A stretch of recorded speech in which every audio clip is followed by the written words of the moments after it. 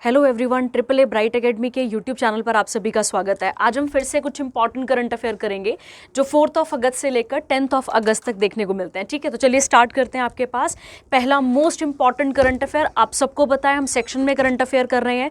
इसमें पहला सेक्शन कौन सा आता है आपके पास? National news. ठीक है, देखिए बेटा, जब भी आप करंट अफेयर पढ़ते हैं एक बारी के लिए आपने पुरानी वाली शीट को नई वाली शीट आने से पहले पुराना वाला एक बार रिवाइज करना है, क्योंकि आप सबको पता है न्यूज़ेज रिपीट हो जाती हैं आपके पास। ठीक है, तो आपने ये जरूर करना है, पहला काम। ठीक है, चलिए कोई बात नहीं, शुरू करते हैं हम आगे और समझते हैं अपनी पहली इंपॉर्टेंट न्यूज़ को। इसके बारे में डिटेल में बात कर लेते हैं। ठीक है, चलिए नेशनल न्यूज़ की जब आप बात करते हैं बच्चा, तो एक पॉइंट आपको समझना है पहले। ठीक है, देखिए आप यहाँ पे दो ऑर्गेनाइजेशन के नाम पढ़ने जा रहे हैं, उन दोनों ऑर्गेनाइजेशन का क्या संबंध है यहाँ पर, उसके साथ इसके बारे में बात करते हैं। ठीक है, देखिए अगर हम यहाँ पे पढ़ पा रहे हैं, अगर आपको दिख रहा होगा बहुत अच्छे तरीके से, तो एक लिखा हुआ है international association of agriculture economist.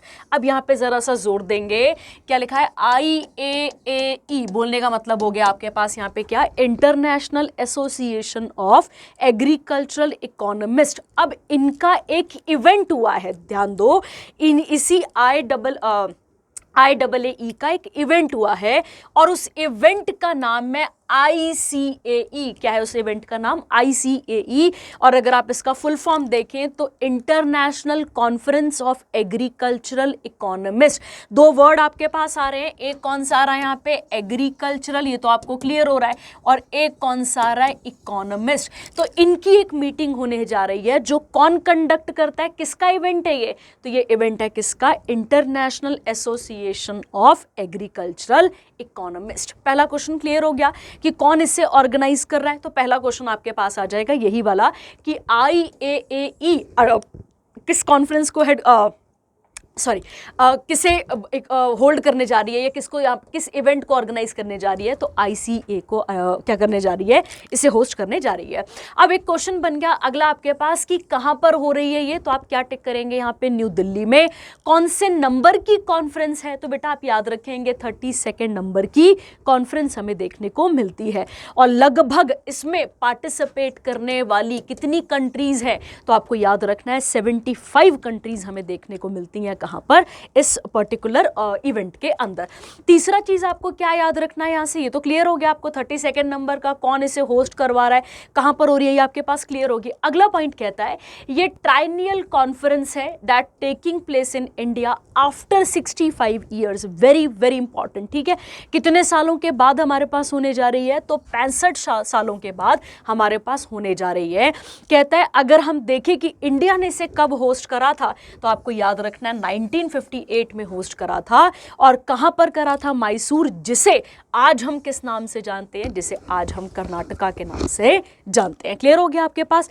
Theme क्या है इसकी? Transformation towards sustainable agri food systems. अब थोड़ी सी बात करते हैं। ठीक है, देखिए बच्चा, एक्चुअली में आप सबको पता है कि क्लाइमेट चेंज का कितना असर हो रहा है हमारी क्रॉप्स पे भी। ठीक है, न्यूट्रिशन के मामले में क्रॉप्स की अब वो वाली वैल्यू नहीं है जो पहले हुआ करती थी। मतलब न्यूट्रिशन के मामले में आज जो फसलें उगाई जा रही हैं वो कंपैरेटिवली पहले के मुकाबले बहुत ही कमजोर हमें देखने को मिलती हैं। अगर आप सबको पता हो बच्चे कि अगर हम क्लाइमेट चेंज के ऊपर बात कर रहे हैं, तो एक कुछ ऐसी फसलें भी हैं भारत में, या कुछ ऐसी फसलें भी होती हैं जिनकी अगर आप बात करें तो जिनको विदाउट वाटर, विदाउट भी कह सकते हैं आप, या मिनिमम वाटर से, ठीक है, मिनिमम वाटर से आप उसे क्या कर सकते हैं? आप उसे लगा सकते हैं। ठीक है, मतलब अगर उनमें कम भी पानी होगा तो चलेगा, कम पानी से भी चलेंगी, पर प्रोडक्शन उनका क्या हो जाता है? आपके पास डबल हो जाता है। उसके बारे में अगर बात की जाए तो यहीं पे इसी कॉन्फ्रेंस पे नरेंद्र मोदी साहब ने किसके ऊपर जोर दिया? मिलेट्स के ऊपर जोर दिया। कि अब आपका क्वेश्चन अब आपके दिमाग में क्वेश्चन आना चाहिए कि मिलेट्स में आ क्या कह रहा है?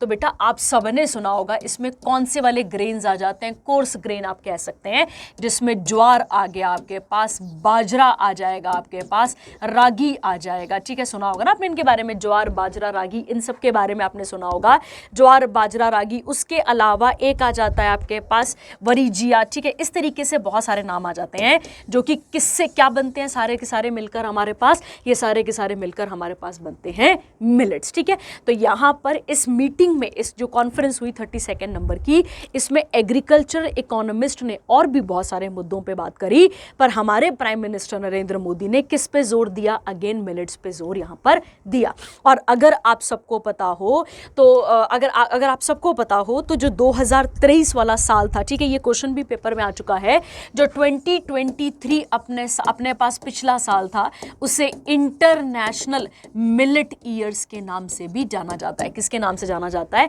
इंटरनेशनल मिलेट ईयर के नाम से भी जाना जाता है। ये आपको यहां पर याद रखना है। ठीक है, इंटरनेशनल मिलेट ईयर किसे बोला गया है? तो आपको याद रखना है किसे बोला गया? 2023 को बोला गया। और अगर आपके पास क्वेश्चन आ जाए इंटरनेशनल हम मिलेट डे कब मनाते हैं, तो आपको याद रखना है ये कब मनाया जाता है? हर साल 19 दिसंबर को इसको सेलिब्रेट किया जाता है। ठीक है, तो एक और क्वेश्चन आपके पास बनकर आ गया। इसी तरीके से आप क्वेश्चन फॉर्मेट में समझिए ताकि बहुत आपको समझ में आ जाए सारी की सारी चीज़ें यहाँ पे। ठीक है, क्लियर हो गया आपके पास? तो बोलने का मतलब है कि इसमें बाकी सब चीज़ों के बारे में भी बात हुई और इस कॉन्फ्रेंस पे ज़्यादा करके जोर किस पे दिया गया? तो ज़्यादा करके जोर दिया गया मिलेट्स के ऊपर जोर दिया गया। ठीक है, जिसमें मैक्सिमम क्या लगता है आपके पास प्रोडक्शन होती है और मिनिमम वाटर उसको यहाँ पर चाहिए होता है। ठीक है, इसके अलावा नरेंद्र मोदी साहब ने इसमें सोलर फार्मिंग के ऊपर भी जोर दिया और भी बहुत सारे मुद्दों पे यहाँ पर जोर देने की उन्होंने बात करी है। ठीक है, क्लियर हो गया आपके पास? तो ये था आपके पास पहला मोस्ट इंपॉर्टेंट करंट अफेयर जिसके बारे में आपको पता होना चाहिए और जो भी क्वेश्चन यहाँ से बनता है वो आपको यहाँ पर क्लियर होना चाहिए। ठीक है, क्लियर हो गया आपके पास? चलिए, और कहाँ पर हो रहा है इस बार वाला सेशन? नई दिल्ली में। पिछले साल पिछले नहीं, जब पहली बार हुआ था, मतलब इंडिया ने जब इसे होस्ट करा था, तो वो कब करा था? 1958 में। और उस समय हम इसे किस नाम से जानते थे? हम इसे मैसूर के नाम से जानते थे। और मैसूर से आज हम क्या बोलते हैं इसको? तो कर्नाटका कहते हैं। और कर्नाटका कब बनाई है हमारे पास? तो आपको याद रखना है 1973 में हमने मैसूर को ही क्या कहा था? हमने मैसूर को ही कर्नाटका कहा था। ठीक है, चलिए, तो ये था आपके पास मोस्ट इंपॉर्टेंट, पहला इंपॉर्टेंट करंट अफेयर। ठीक है, चलिए, अगला आता है चार एप्स लाई गई हैं 3 क्रिमिनल लॉज के लिए। Again very very important current affair. ये बहुत ही ढंग से आपको पढ़ के भी जाना है और आपको पता होना चाहिए कि किसके बारे में ये बात कर रहा है। ठीक है, देखते हैं, डिटेल में बात करते हैं।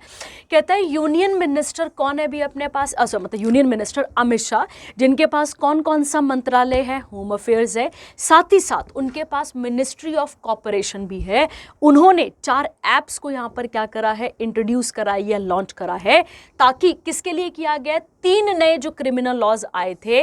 और कहां से इसे लॉन्च किया गया है? तो आपको याद रखना है चंडीगढ़ से इसको क्या किया गया है? लॉन्च किया गया है। ठीक है, जब भी आप चंडीगढ़ की बात करते हैं आपको याद रखना है चंडीगढ़ की स्थापना कब हुई थी? तो आपको याद रखना है चंडीगढ़ की स्थापना 7 अक्टूबर 1953 को हुई थी।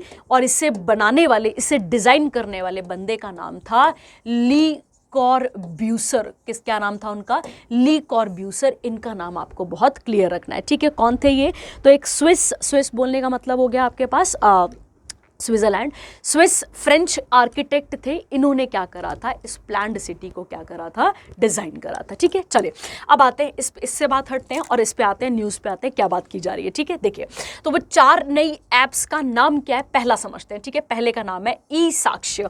ई साक्ष्य, साक्ष्य किसे कहा जाता है? एविडेंस को। उसके बाद है न्याय सेतु, उसके बाद है न्याय श्रुति और एक का नाम है ई समन। ठीक है, अब इसके बारे में बात करते हैं। ठीक है, इन चारों एप्स को डिजाइन करने वाला, ये डेवलप करने वाला कौन है? तो आपको याद रखना है नेशनल इंफॉर्मेटिक्स सेंटर इसे क्या करने वाला है? इसे डिजाइन किया गया है। ठीक है, कहता है 3 नए लॉज, क्रिमिनल लॉज कौन कौन से थे? याद करिए, एक का नाम था भारतीय न्याय संहिता, एक का नाम था भारतीय न्याय सुरक्षा संहिता, एक का नाम था भारतीय साक्ष्य अधिनियम, जो कि कब से काम करने लगे थे हमारे पास, या कब से केम इनटू इफेक्ट? 1 जुलाई 2024 से। इन्होंने, इन तीनों ने किसे रिपील करा है? तो अंग्रेजों के द्वारा जो बनाया गया लॉ था जिसका नाम क्या था? आईपीसी। कब आया था? 1860। सीआरपीसी 1973 और इंडियन एविडेंस एक्ट 1872। इन तीनों को रिपील करके अब इनके हिंदी नाम हमारे पास आ जाते हैं। क्लियर हो गया आपके पास पहला? और इन्हीं 3 के लिए क्या क्या इंट्रोड्यूस किया गया? यहाँ पे 4 नई एप्स को, लॉज को इंट्रोड्यूस किया गया है। ठीक है, देखते हैं। कहता है चंडीगढ़ इस प्रकार से पहला एडमिनिस्ट्रेटिव एडमिनिस्ट्रेटिव यूनिट बन जाएगा हमारी कंट्री के अंदर, जहां पे तीनों क्या ला दिए जाएंगे, क्रिमिनल लॉज को क्या किया जाएगा, इंप्लीमेंट किया जाएगा, and will be completed in next 2 month, और इसे कंप्लीट भी कर दिया जाएगा आने वाले 2 महीनों के अंदर। अब आप इन चारों को पढ़ के जाना इंपॉर्टेंट है बड़े पेपरों के लिए। बड़ा पेपर बोलने का मतलब है जैसे आपके असिस्टेंट के पेपर वगैरह हो गए, वहां पे मैच द फॉलोइंग में ये क्वेश्चन देखा जा सकता है बिल्कुल, तो ध्यान से पढ़ेंगे आप, ठीक है। पहला देखते हैं, पहले वाले का नाम है ई साक्ष्य ऐप। साक्ष्य का मतलब क्या हो गया बच्चा, एविडेंस। पहले आप सबको पता है हमारी पुलिस के पास भर भर के फाइलें हुआ करती थी, और उन फाइलों में क्या रखे जाते थे, एविडेंसेस को रखा जाता था। तो उसके लिए कब एक एप्लीकेशन आ गया जिसमें मेरे आपके जो भी क्रिमिनल्स होंगे, ठीक है, मैं और आप क्रिमिनल तो नहीं है चलो, पर मान लो कि ऐसे कोई भी होगा तो उनके बारे में जो भी डेटा होगा वो वहां पे रखा जाएगा। देखिए क्या कहता है, कहता है ये एक मोबाइल बेस्ड एप्लीकेशन है जो पुलिस की मदद करेगी क्या करने में, सारी चीजों को सेव करने में। क्या क्या सेव करना है, videography, photography, testimonies in a criminal case on a cloud based E evidence server, ठीक है। दूसरी कहता है आपके पास यहाँ पे श्रुति। श्रुति का मतलब होता है बच्चे सुनना। श्रुति का मतलब क्या होता है, सुनना, ठीक है। तो देखिए क्या बोला गया है, कहता है will facilitate judicial hearings through electronic medium. Covid के बाद हमारे पास जो इलेक्ट्रॉनिक जो मीडियम है वो बहुत ही ज़्यादा खुल चुका है। आपने ऐसा फॉरेन कंट्रीज़ में भी देखा होगा जहाँ पे वर्चुअली क्या प्रोवाइड की जाती है, जस्टिस प्रोवाइड किया जाता है या हियरिंग की जाती है, ठीक है। वैसे यहाँ पर क्या किया जा रहा है, अब वो कौन कौन से इलेक्ट्रॉनिक मीडियम हो सकते हैं, वीडियो कॉन्फ्रेंसिंग हो सकती है, and on boarding of documents ये भी हो सकता है, ठीक है। तीसरा कहता है न्याय सेतु। अब इंपॉर्टेंट है आपके पास कौन सा वाला आ गया, न्याय सेतु। इसमें अब यहाँ पे क्या किया जा सकता है, मैं और आप लीगल इंफॉर्मेशन भी ले सकते हैं, legal advice, legal assistance, and thus enable a more inclusive and just society. तो सोसाइटी में ऐसे लोगों के लिए मतलब कि ये एक इस तरीके का ऐप बन गया जिसमें आप जान सकते हैं अपनी इंफॉर्मेशन, लीगल इंफॉर्मेशन के बारे में भी। अगला कहता है ई समन ऐप। समन होता है बेटा किसी को बुलाना, तो कहता है अब ई समन से क्या होगा, will facilitate delivery of court summons electronically. पहले क्या होता था, पहले डाकिए का काम होता था, डाकिया जाया करता था। अब यहाँ डाकिए की बात नहीं हो रही है, इलेक्ट्रॉनिकली ये समन अगर मेरे और आपके नाम का समन है तो ये हमारे घर में पहुंच जाएगा। क्लियर हो गया आपके पास। तो मोस्ट इंपॉर्टेंट करंट अफेयर, क्योंकि यहां से पेपर में क्वेश्चन जरूर रह सकता है, या तो इन चारों ऐप्स को लिखा होगा और पूछा होगा इनमें से कौन सी ऐप नहीं है, तो नहीं भी पूछी जा सकती है, या इनमें से कौन सी ऐप 3 क्रिमिनल लॉज के लिए लाई गई है, ये आपको पता होना चाहिए, ठीक है। और चंडीगढ़ इज डिजाइंड बाय, तो आप याद रखेंगे ली कॉर्ब्यूसर, याद करना है आपने। और चंडीगढ़ के अभी वो कौन है, एडमिनिस्ट्रेटर कौन है, तो आपको पता होना चाहिए चंडीगढ़ के भी एडमिनिस्ट्रेटर कौन है, तो गुलाब चंद कटारिया। लिख लेंगे आप अपनी कॉपी पे, क्या नाम आता है इनका, गुलाब चंद कटारिया इनका नाम आ जाता है, ठीक है। और ये कैसी सिटी है हमारे पास, तो एक प्लान्ड सिटी है, ये भी आपको यहाँ पर क्लियर रखना है, ठीक है। चलिए हो गया आपके पास। Again most important current affair रहेगा इस बारी के लिए ये वाला, ठीक है, हो गया आपके पास। अगला, अब देखिए आप सब ने टाइगर रिजर्व के बारे में पढ़ा है, आपने बायोस्फीयर रिजर्व के बारे में पढ़ा है। अब यहाँ पर कुछ नई पीकॉक सेंचुरीज बनाई गई हैं, इनके बारे में बात कर लेते हैं, ठीक है। देखिए जब आप बात करते हैं तो कहता है यूनियन मिनिस्टर, क्या नाम है इनका, भूपेंद्र यादव, जिनके पास कौन सी वाली मिनिस्ट्री है, तो environment, forest and climate change इन्होंने डिक्लेयर करा है, मतलब डिक्लेयर किया गया है कि यहाँ पे चुलानूर, ठीक है, याद रखना है, चुलानूर इन केरला और आदि चुनचुनागिरी, ठीक है, याद रखें आप इसको नाम यही है, चुनचुनागिरी पढ़ेंगे से, Chunchanagiri in Karnataka as peacock sanctuaries, very important. तो आप याद रखेंगे चूला और आदि, चूला और आदि, तो चूला कहाँ पर है, केरला में, और आदि कहाँ पर आ गया, कर्नाटका में। क्या घोषित किया गया इनको, पीकॉक सेंचुरीज इनको घोषित किया गया है। अगर आप पीकॉक की बात करें तो इसे इंडियन पी फाउल भी कहते हैं, और इसका साइंटिफिक नेम क्या आ जाता है, पैवोक्रिस्टेटस। क्या नाम आ जाता है, पैवोक्रिस्टेटस। और इसी को हम क्या कहते हैं, large pheasant, any large, colourful, ये तो हम सबको पता है बेटा, है ना, इसके बारे में कहता है। 1963 में ही इसे ही हमने पीकॉक को ही हमारे इंडिया का नेशनल बर्ड भी घोषित करा था। क्यों, क्योंकि इसका रिलीजियसली भी इंपॉर्टेंट है। आप अगर लॉर्ड शिवा के बेटे की बात करते हैं कार्तिकेय, तो उनका व्हीकल उनका वो आ जाता है, वाहन आ जाता है आपके पास, ठीक है। इस तरीके से और भी बहुत सारे गॉड्स हैं जिनके आसपास आपको क्या देखने को मिलता है, पीकॉक देखने को मिलता है। And legendary involvement in Indian tradition, उसके बाद इसे फुली प्रोटेक्ट किया गया है किसके अंदर, Indian wild life protection act 1972। ये क्वेश्चन 100 बार आपके पेपरों में आ चुका है कि वाइल्ड लाइफ प्रोटेक्शन एक्ट कब आया था, तो क्या टिक करना है आपने, 1972 आपके पास इसका आंसर होना चाहिए। ठीक है, अगला कहता है द चुलानूर पीकॉक सेंचुरी की स्थापना कब की गई थी, तो 14 मार्च 1996 को। और उसके बाद पहली, अब देखो बेटा ये ना भी याद रहे चलेगा हमारे पास, है ना, ये वाला कि कब स्टैब्लिश हुई, ये हमारे इतने काम का नहीं है, पर हमें क्या यहाँ पर याद रखना है कि पहली कौन सी वाली थी, तो पहली वाली भी केरला में ही स्टैब्लिश हुई थी। और कहाँ पर हुई थी, तो आपको याद रखना है, is located about 330 kilometre from Palakkad town and it is unique in Kerala.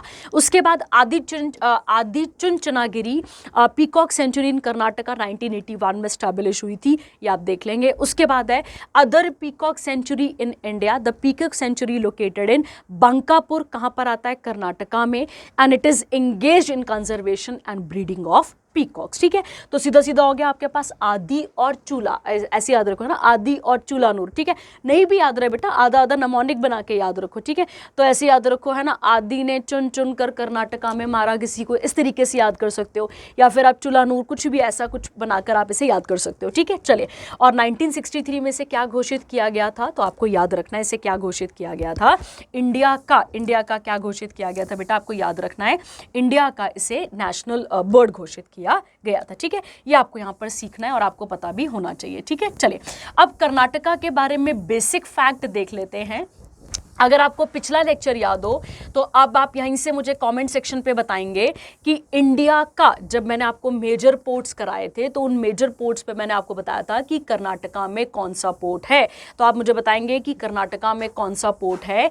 ठीक है, ये आपको याद रखना है क्योंकि 12 मेजर पोर्ट बताए थे मैंने आपको, और कुछ साइटों पर अभी तक 13 मेजर पोर्ट्स भी हमें देखने को मिलते हैं, ये भी आपको थोड़े बहुत पता होना चाहिए। पर चलो अभी के लिए आपको कितने पता होने चाहिए, यहाँ पे 12 में से कर्नाटका में कौन सा है आप मुझे बताएंगे। ठीक है, चलिए अब देखिए कर्नाटका से क्या क्या क्वेश्चन हमारे पास बनते रहे हैं, इसके बारे में डिटेल में बात करते हैं और बात समझते हैं इसके बारे में। ठीक है, देखिए जब आप कर्नाटका की बात करते हैं, पहला क्वेश्चन और मोस्ट इंपॉर्टेंट क्वेश्चन आपके पास, ठीक है, कर्नाटका का ही पुराना नाम था मैसूरू भी लिखते थे इसको, तो आपको याद रखना है इसे मैसूरू या मैसूर इसे कहा जाता था। और 1973 में कर्नाटका का नाम, मतलब मैसूर का नाम क्या रखा गया था, कर्नाटका रखा गया था। ठीक है, अगर हम यूनेस्को साइट की बात करें तो ध्यान देंगे आप यहाँ पे, अगर हम इस कर्नाटका के इतिहास की भी बात करें तो यहाँ पर एक बहुत बड़ा साम्राज्य रह कर गया है जिसे क्या नाम दिया जाता है, जिसे विजयनगर एम्पायर कहा जाता है। और इसी विजयनगर एम्पायर की कैपिटल थी, आपको याद रखना है, हम्पी। और हम्पी प्रेजेंट डे क्या आती है अपने पास, one of the UNESCO site हमें देखने को मिलती है। ठीक है, ये दो क्वेश्चन बन गए आपके पास। उसके अलावा अगर हम बात करें तो यहां पर एक वाटरफॉल आता है जिसका नाम है जोग वाटरफॉल। 100 बार पेपरों में क्वेश्चन आ चुका है, कौन सी रिवर पे है। अगर स्टेट पूछेगा तो आंसर कर्नाटका होगा, अगर आपसे क्या पूछा होगा कौन से रिवर पे है, तो रिवर आप आंसर टिक करके आएंगे वहां पे, शरावती। क्या है रिवर का नाम, शरावती। और शरावती कौन से रिवर है, तो आप सबको पता है जब हम इंडिया को पढ़ते हैं तो इस तरीके से वेस्ट फ्लोइंग रिवर हमें क्या देखने को मिलती है, शरावती देखने को मिलती है। क्लियर हो गया आपके पास। अगर हम बात करें कर्नाटका की तो कर्नाटका में ही एक हाईएस्ट स्टैच्यू दिखने को हमें मिलता है, वो किसका स्टैच्यू है, तो आप याद रखेंगे गोमतेश्वर। ठीक है, जिस गोमतेश्वर स्टैच्यू को बाहुबली स्टैच्यू भी कहा जाता है। और याद रखना ये किस धर्म के साथ एसोसिएटेड है, तो किसके साथ एसोसिएटेड है, ये जैनिज्म के साथ एसोसिएटेड हमें देखने को ये मिलता है। ठीक है, नेशनल पार्क की बात करें तो देखो बेटा बहुत सारे नेशनल पार्क हमें देखने को मिल जाते हैं, उसमें से एक आप याद रखेंगे, कौन कौन सा वाला मैं आपको बताती हूँ। एक आप याद रखेंगे बंदीपुर, सबने सुना होगा। ठीक है, कौन सा वाला नेशनल पार्क आ गया आपके पास, बंदीपुर नेशनल पार्क आ गया। उसके अलावा अंशी आ जाएगा, उसके अलावा कुदेरमुख आ जाएगा। ये कुछ इंपॉर्टेंट नेशनल पार्क है जिनका आपको पता होना चाहिए। कौन कौन सा आ गया? बंदीपुर आ गया, अंशी आ गया, कुदेरमुख आ गया, बनेर घाटा आ जाएगा आपके पास, ठीक है, बनेर घाटा लिख लेंगे आप इसे। और बनेर घाटा के अलावा एक और आ जाता है मुदुमलाई, ठीक है, याद रखना है मुदुमलाई।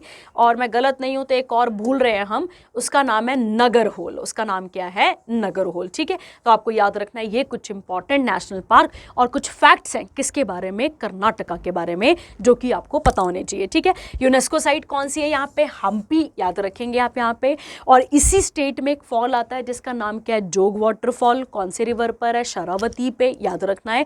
और कर्नाटका को पहला नाम क्या दिया गया था? मैसूर। और मैसूर से ये कर्नाटका कब बना था? 1973 में बना था, ठीक है। चलिए, हो गया आपके पास ये वाला इंपॉर्टेंट करंट अफेयर।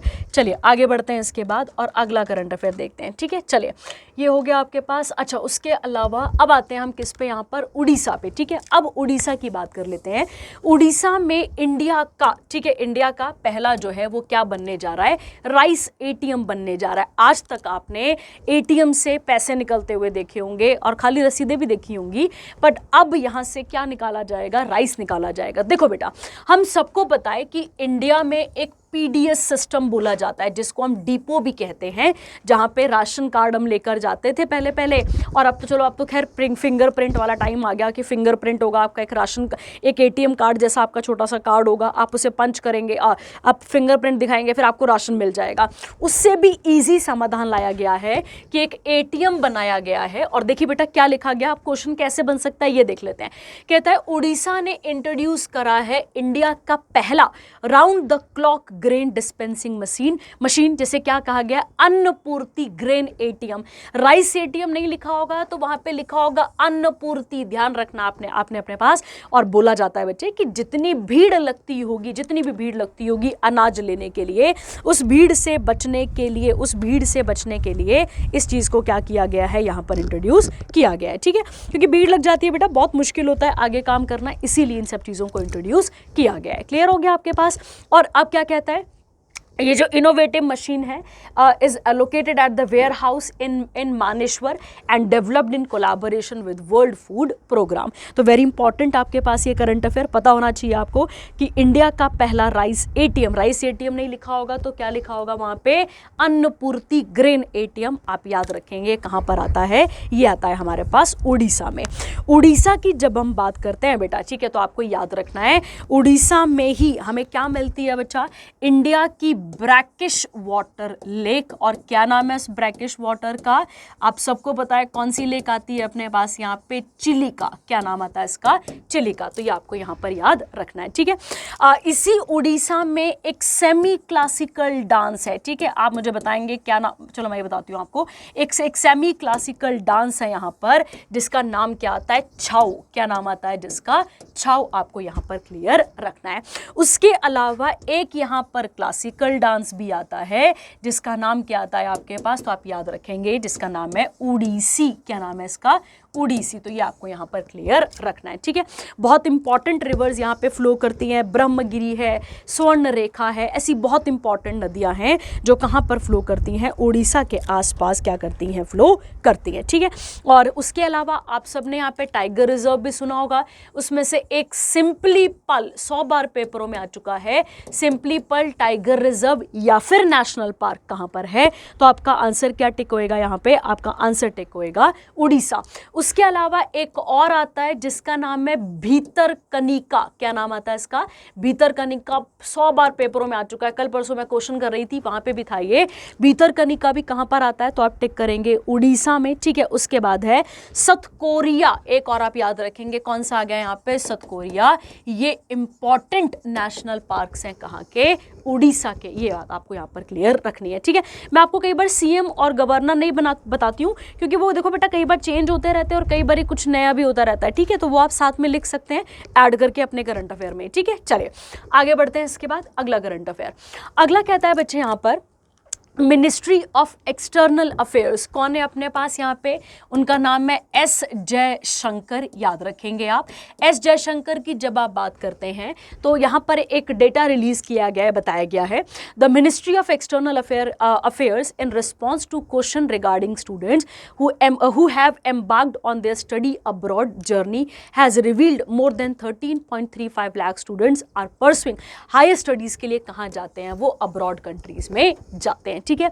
और टॉप स्टडी डेस्टिनेशन कौन सा दिखता है बेटा हमें यहाँ पे, कनाडा दिखता है, याद रखना है आपको, और उसके बाद यूएसए, और उसके बाद क्या दिखता है आपको, यूके दिखता है, ठीक है। अब इसके मल्टीपल कारण हैं, इसके मल्टीपल कारण हैं, ठीक है। अब इस उन कारणों पे हम नहीं जाएंगे, पर मल्टीपल कारण हैं इन सब चीज़ों के होने के, ठीक है। चलिए, अब ये फैक्चुअल है, नहीं भी याद रहे चलेगा थोड़ा सा, ठीक है। चलिए, अगली कौन सी न्यूज़ आती है अब आपके पास यहाँ पे, इंटरनेशनल, और इनके बारे में भी डिटेल में बात कर लेते हैं, ठीक है। देखिए, कहता है जर्मनी ने यूएनसी को ज्वाइन करा है, वेरी इंपॉर्टेंट करंट अफेयर आपके पास, क्या ज्वाइन करा है इसने, यूएनसी को।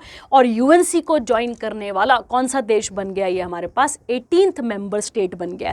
इसको बाद में बात करते हैं, और अब आप देखते हैं यहाँ पे कौन सा वाला कि यूएनसी क्या है, पहले तो ये देख लेते हैं, ठीक है। देखिए बेटा, कहता है यहाँ पर आप सबको पता है कि नॉर्थ कोरिया और साउथ कोरिया, ठीक है, आप सबने सुना है ना इसके बारे में, नॉर्थ कोरिया जहाँ पे डिक्टेटरशिप ज़्यादा चलती है, साउथ कोरिया जहाँ पे डेमोक्रेसी है, ठीक है। तो डेमोक्रेसी वाले लोग जैसे जैसे कहां पे बढ़ते जाएंगे, नॉर्थ कोरिया की तरफ बढ़ते जाएंगे, तो हो सकता है उनके इन्फ्लुएंस पे आने पे लोग क्या हो जाए, वहां पे जो नॉर्थ कोरिया वाले जहां डिक्टेटरशिप है वहां पर भी क्या हो जाए भाई, मिक्सिंग हो जाए और डेमोक्रेसी की भावना आ जाए। तो उन दोनों का बॉर्डर जो है, मतलब नॉर्थ कोरिया का साउथ कोरिया का जो बॉर्डर है, उसको बचाए रखने के लिए लंबे समय तक उसको प्रोटेक्ट या उसमें वॉर ना होने के चांसेस लाने के लिए इस वाली ऑर्गेनाइजेशन को सेटअप किया गया। अब समझते हैं इजी भाषा में। देखिए, कहता है federal Republic of Germany officially joined. अब किसका, ये तो आप याद रखेंगे, यूएसए का यूनाइटेड नेशन कमांड है, कहां पर, एट प्योंगटके, और ये कहां पर आता है, south of Seoul in south Korea. ये बात आपने यहां पर याद रखना है, ठीक है। जर्मनी ऐसा करने वाला 18वां देश बन चुका है। अब यूएनसी क्या है, तो ये एक ग्रुप है जो हेल्प करता है पुलिस की the heavily fortified border with north Korea. अब एक क्वेश्चन यहां से बन सकता है कि 38 डिग्री भी कह सकते हैं या 38 पैरेलल भी आप कह सकते हैं, ये किस किस को सेपरेट करता है, तो ये नॉर्थ कोरिया को सेपरेट करता है किससे, साउथ कोरिया से। ये आपको यहाँ पर क्लियर रखना है, ठीक है। उसके बाद कहता है बच्चे, यहाँ पर कहता है, देखो लिखा है ना, and has committed to defend the south in the event of war, ठीक है। अगर मान लो कल को नॉर्थ कोरिया वालों का दिमाग खराब हो गया और साउथ कोरिया वालों पे अटैक कर देते हैं, तो ये बाउंड्री उसे बचा कर रखेगा। कौन सा ग्रुप बचा के रखेगा, यूएनसी बचा के रखेगा। कहता है this marks the first UNC expansion since Italy was reinstated in 2013। तो उसके बाद अब कौन बना है यहाँ पर, तो आप याद रखेंगे जर्मनी। कहता है मेंबर कौन कौन है यूएनसी के, USA, UK, Australia, Netherland, Canada, France, New Zealand. ये आप चलो पढ़ भी लेंगे इसके साथ साथ कौन कौन से आते हैं। कहता है these countries provided combat troops भी प्रोवाइड करेंगे, मतलब सोल्जर्स, और साथ ही साथ मेडिकल सपोर्ट भी देंगे। कब दिया है, मतलब इन्होंने कब कराया यहाँ पर, जब कोरियन वॉर हुआ था, कब 1950 और 53 के बीच में, ठीक है। यूएनसी की स्थापना कब हुई थी, तो आपको याद रखना है 7 जुलाई 1950 को। And after UN recognise the aggression of North Korea against South Korea. याद रखना है नॉर्थ कोरिया वालों का एग्रेशन है किस तरफ, साउथ कोरिया वालों की तरफ, ठीक है। कहता है यहाँ पे फेडरल रिपब्लिक ऑफ जर्मनी के चांसलर कौन है, तो ओलाफ करके, इतना याद रहे काफी रहेगा। प्रेसिडेंट कौन है, फ्रैंक वॉल्टर, और कैपिटल क्या आती है, बर्लिन, और करेंसी क्या आती है, यूरो। ये आपको यहाँ पर क्लियर रखना है, ठीक है। चलिए आगे बढ़ते हैं। इसके बाद अगला इंपॉर्टेंट करंट अफेयर, देखो बेटा, यूनेस्को की मीटिंग इस बार कहाँ पर हो रही है, आप सबको पता है कि कहाँ पर इसकी मीटिंग हो रही थी, इस बार इंडिया में हो रही है, ठीक है। और इंडिया में भी कहाँ हो रही थी बच्चा, तो आपको पता होना चाहिए, नई दिल्ली में इसकी मीटिंग चल रही थी, ठीक है। तो कहता है बच्चे कि इटली ने टॉप कराया है किसमें, यूनेस्को लिस्ट में, और कितनी साइट्स हैं इसके पास, तो कितनी आ चुकी हैं, 60 आ चुकी हैं। और लेटेस्ट जो ऐड हुई है उसका नाम क्या है, वाई अपिया रिजीना वायरोना, ठीक है। तो अप्पा अप्पा करके याद कर लो, इतना काफ़ी है आपके लिए। और 46 सेशन हो कहाँ पर रहा है, तो हम इसके बारे में पिछले करंट अफेयर में भी बात कर चुके हैं, नई दिल्ली में हो रहा है। कहता है नई रिकॉग्नाइज साइट कौन सी है, इटली वाली, तो ये आप पढ़ लेंगे इसके साथ। उसके बाद जर्मनी का एक असेंबलम है जिसका का नाम देख लेंगे आप, यहाँ पे रेसिडेंस है। मलेशिया का एक नाह नेशनल पार्क आ जाता है। सऊदी अरेबिया का अल्फाव आर्कियोलॉजिकल एरिया आ जाता है। रोमानिया का कॉन्स्टेंटिन जो एरिया था वो वाला आ जाएगा आपके पास। और उसके अलावा अगले में देख लेते हैं क्या लिखा है यहाँ पर, बस इतना ही है, ठीक है। तो आपको ये वाला यहाँ पर याद करना पड़ेगा कि लेटेस्ट कौन कौन सी यहाँ पर ऐड हुई हैं, ठीक है। और इंडिया की कितनी साइट्स हो चुकी हैं तो आप सबको पता है कितनी हो चुकी हैं, 43rd। और जो 43rd थी हमारे पास वो कौन सी वाली थी, याद करिए, मोइदाम। हमने पढ़ा था मोइदाम, और मोइदाम कहाँ पर आते हैं, असम में आते हैं, ठीक है। उसके अलावा अगली कौन सी है तो होयशालाज आ जाएगा, फिर शांति निकेतन आ जाएगा। ये 3 आपको एज इट इज याद रखनी है। उसके अलावा मैंने आपको ये भी बताया था कि फर्स्ट साइट कौन सी है यूनेस्को की इंडिया में, वो 4 थी। उन चारों के नाम आप मुझे बताएंगे और ईयर साथ में आप मुझे क्लियर करेंगे, ठीक है। चलिए उसके बाद अगला देख लेते हैं। अगला इंपॉर्टेंट करंट अफेयर कहता है appointment and persons in news, इसके बारे में बात कर लेते हैं, ठीक है। चलिए अगला कहता है विभूति, नाम क्या आता है यहाँ पर आपके पास, कहता है Vibhuti Bhushan Nayak elected as president of ICMAI। अब इसका यही याद रह जाए, बहुत बड़ी बात है आपके पास, नाम ही क्या नाम है इनका, विभूति, ठीक है। तो आप थोड़ा सा भाभी जी घर पे हैं उनके नाम से इसको याद भी कर सकते हैं, ठीक है। चलिए उसके बाद आपको याद रखना है यहाँ पर, ठीक है, इसके वाइस प्रेसिडेंट कौन इलेक्ट हुए हैं तो क्या नाम है उनका, TCA श्रीनिवासा प्रसाद आ जाएगा। और इसकी स्थापना कब हुई थी तो 28 मई 1959 को, याद रखना है। और किससे रिलेटेड काम करता है बच्चे, अकाउंट से। और हेडक्वार्टर कहाँ पर इसके, कैलकाटा, वेस्ट बंगाल में हमें इसके हेडक्वार्टर देखने को मिलते हैं, ठीक है। जब भी आप कोलकाता बोलते हैं, कोलकाता कौन सी नदी के किनारे है, याद करिए, क्लासेस में आपको कई बार बताया हुआ है कौन सी नदी के किनारे है, तो आपको याद रखना है हुगली। और हुगली क्या है तो आपको याद रखना है हुगली डिस्ट्रीब्यूटरी है। डिस्ट्रीब्यूटरी मतलब मेजर रिवर से अलग होने वाली, ये डिस्ट्रीब्यूटरी है किसकी, ये डिस्ट्रीब्यूटरी है किसकी, गंगा की। ये आपको यहाँ पर क्लियर रखना है, ठीक है। क्लियर हो गया आपके पास मोस्ट इंपॉर्टेंट करंट अफेयर, ये आपको यहाँ पर क्लियर रखना है, ठीक है। चलिए वेस्ट बंगाल से आगे भी आई थिंक हम एक न्यूज़ देखेंगे, ठीक है। चलिए अगला आता है ACC के प्रेसिडेंट। अब पहला क्वेश्चन देखिए, अभी तक कौन थे तो अभी तक जय शाह थे, जो कि कौन थे बेटा, जो कि BCCI के भी वो रहे हैं, सेक्रेटरी रहे हैं। और वो अभी ACC के प्रेसिडेंट थे। इनका 1 साल का टेन्योर बढ़ चुका था। और अब कौन आएगा यहाँ पर तो अब आएंगे पाकिस्तान क्रिकेट बोर्ड के, क्या नाम है इनका, मोहसिन नकवी। क्या नाम आता है इनका, मोहसिन नकवी। आपको याद रखना है इनकी अपॉइंटमेंट की गई है एज अ कहाँ पर तो आप याद रखेंगे इन्हें अपॉइंट किया गया ACC का प्रेसिडेंट। ACC की स्थापना कब हुई थी तो आपको याद रखना है 19 सितंबर, याद रखेंगे आप 19 सितंबर 1983 को। और इसके हेडक्वार्टर कहाँ मिलते हैं हमें, दुबई में देखने को मिलते हैं इसके हेडक्वार्टर, ठीक है। ये आपको यहाँ पर क्लियर रखना है। और ACC क्रिकेट ऑर्गेनाइजेशन है जो किसको डेवलप और वो करती है तो आपको याद रखना है क्रिकेट को एशिया में। और इसकी स्थापना कब हुई थी तो मैंने अभी बता दिया 19 सितंबर 1983 को। अब आप मुझे बताएंगे पिछले करंट अफेयर में हमने पढ़ा था एक इंडियन क्रिकेटर की डेथ हुई है, याद करो, इंडियन क्रिकेटर की डेथ हुई है ब्लड कैंसर से। आप मुझे आंसर देंगे इसका, ठीक है। चलिए अगला आता है आपके पास PM of Vietnamese visit to India, ठीक है। अब यहाँ पर कौन आए हैं तो आपको पता होना चाहिए कि जो PM है वियतनाम के वो इंडिया विजिट करने वाले हैं। थोड़ा सा बैक चलते हैं और हमने पिछला ही करंट अफेयर पढ़ा था, अगर आपको थोड़ा सा भी ध्यान होगा तो 57th एशियान मीटिंग हो रही थी, ठीक है। अगर आपको पता हो, मैंने आपको बताया था एशियान का फुल फॉर्म, उसके अलावा मैंने आपको बताया था एशियन कब बना है और एशियन कंट्रीज को याद करने का नमोनिक क्या था, TV क्लिप ऑफ MBBS, ठीक है। ये आपको नमोनिक भी बताया था, वही एशियन की हम यहाँ पर बात कर रहे हैं। जो 57th एशियन की मीटिंग थी उसमें फॉरेन मिनिस्टर में कौन गए थे हमारे, याद करो, S जयशंकर गए थे, याद होगा आपको, ठीक है। और वो भी कहाँ पर गए थे तो वो भी वियतनाम ही गए थे। अब उसी से इसको रिलेट करो, मतलब वो भी आपको याद रखनी है, ये भी। और एक बात और क्लियर रखनी है, इंडिया एशियान का मेंबर नहीं है, ये आपको क्लियर रखना है, ठीक है। चलिए अब इसके बारे में बात करते हैं। कहता है प्राइम मिनिस्टर ऑफ वियतनाम, क्या नाम है इनका, मिन चिन, ठीक है। अब मिन चिन ऐसे याद रखो, मिन चिन है ना, ये याद रखेंगे आप।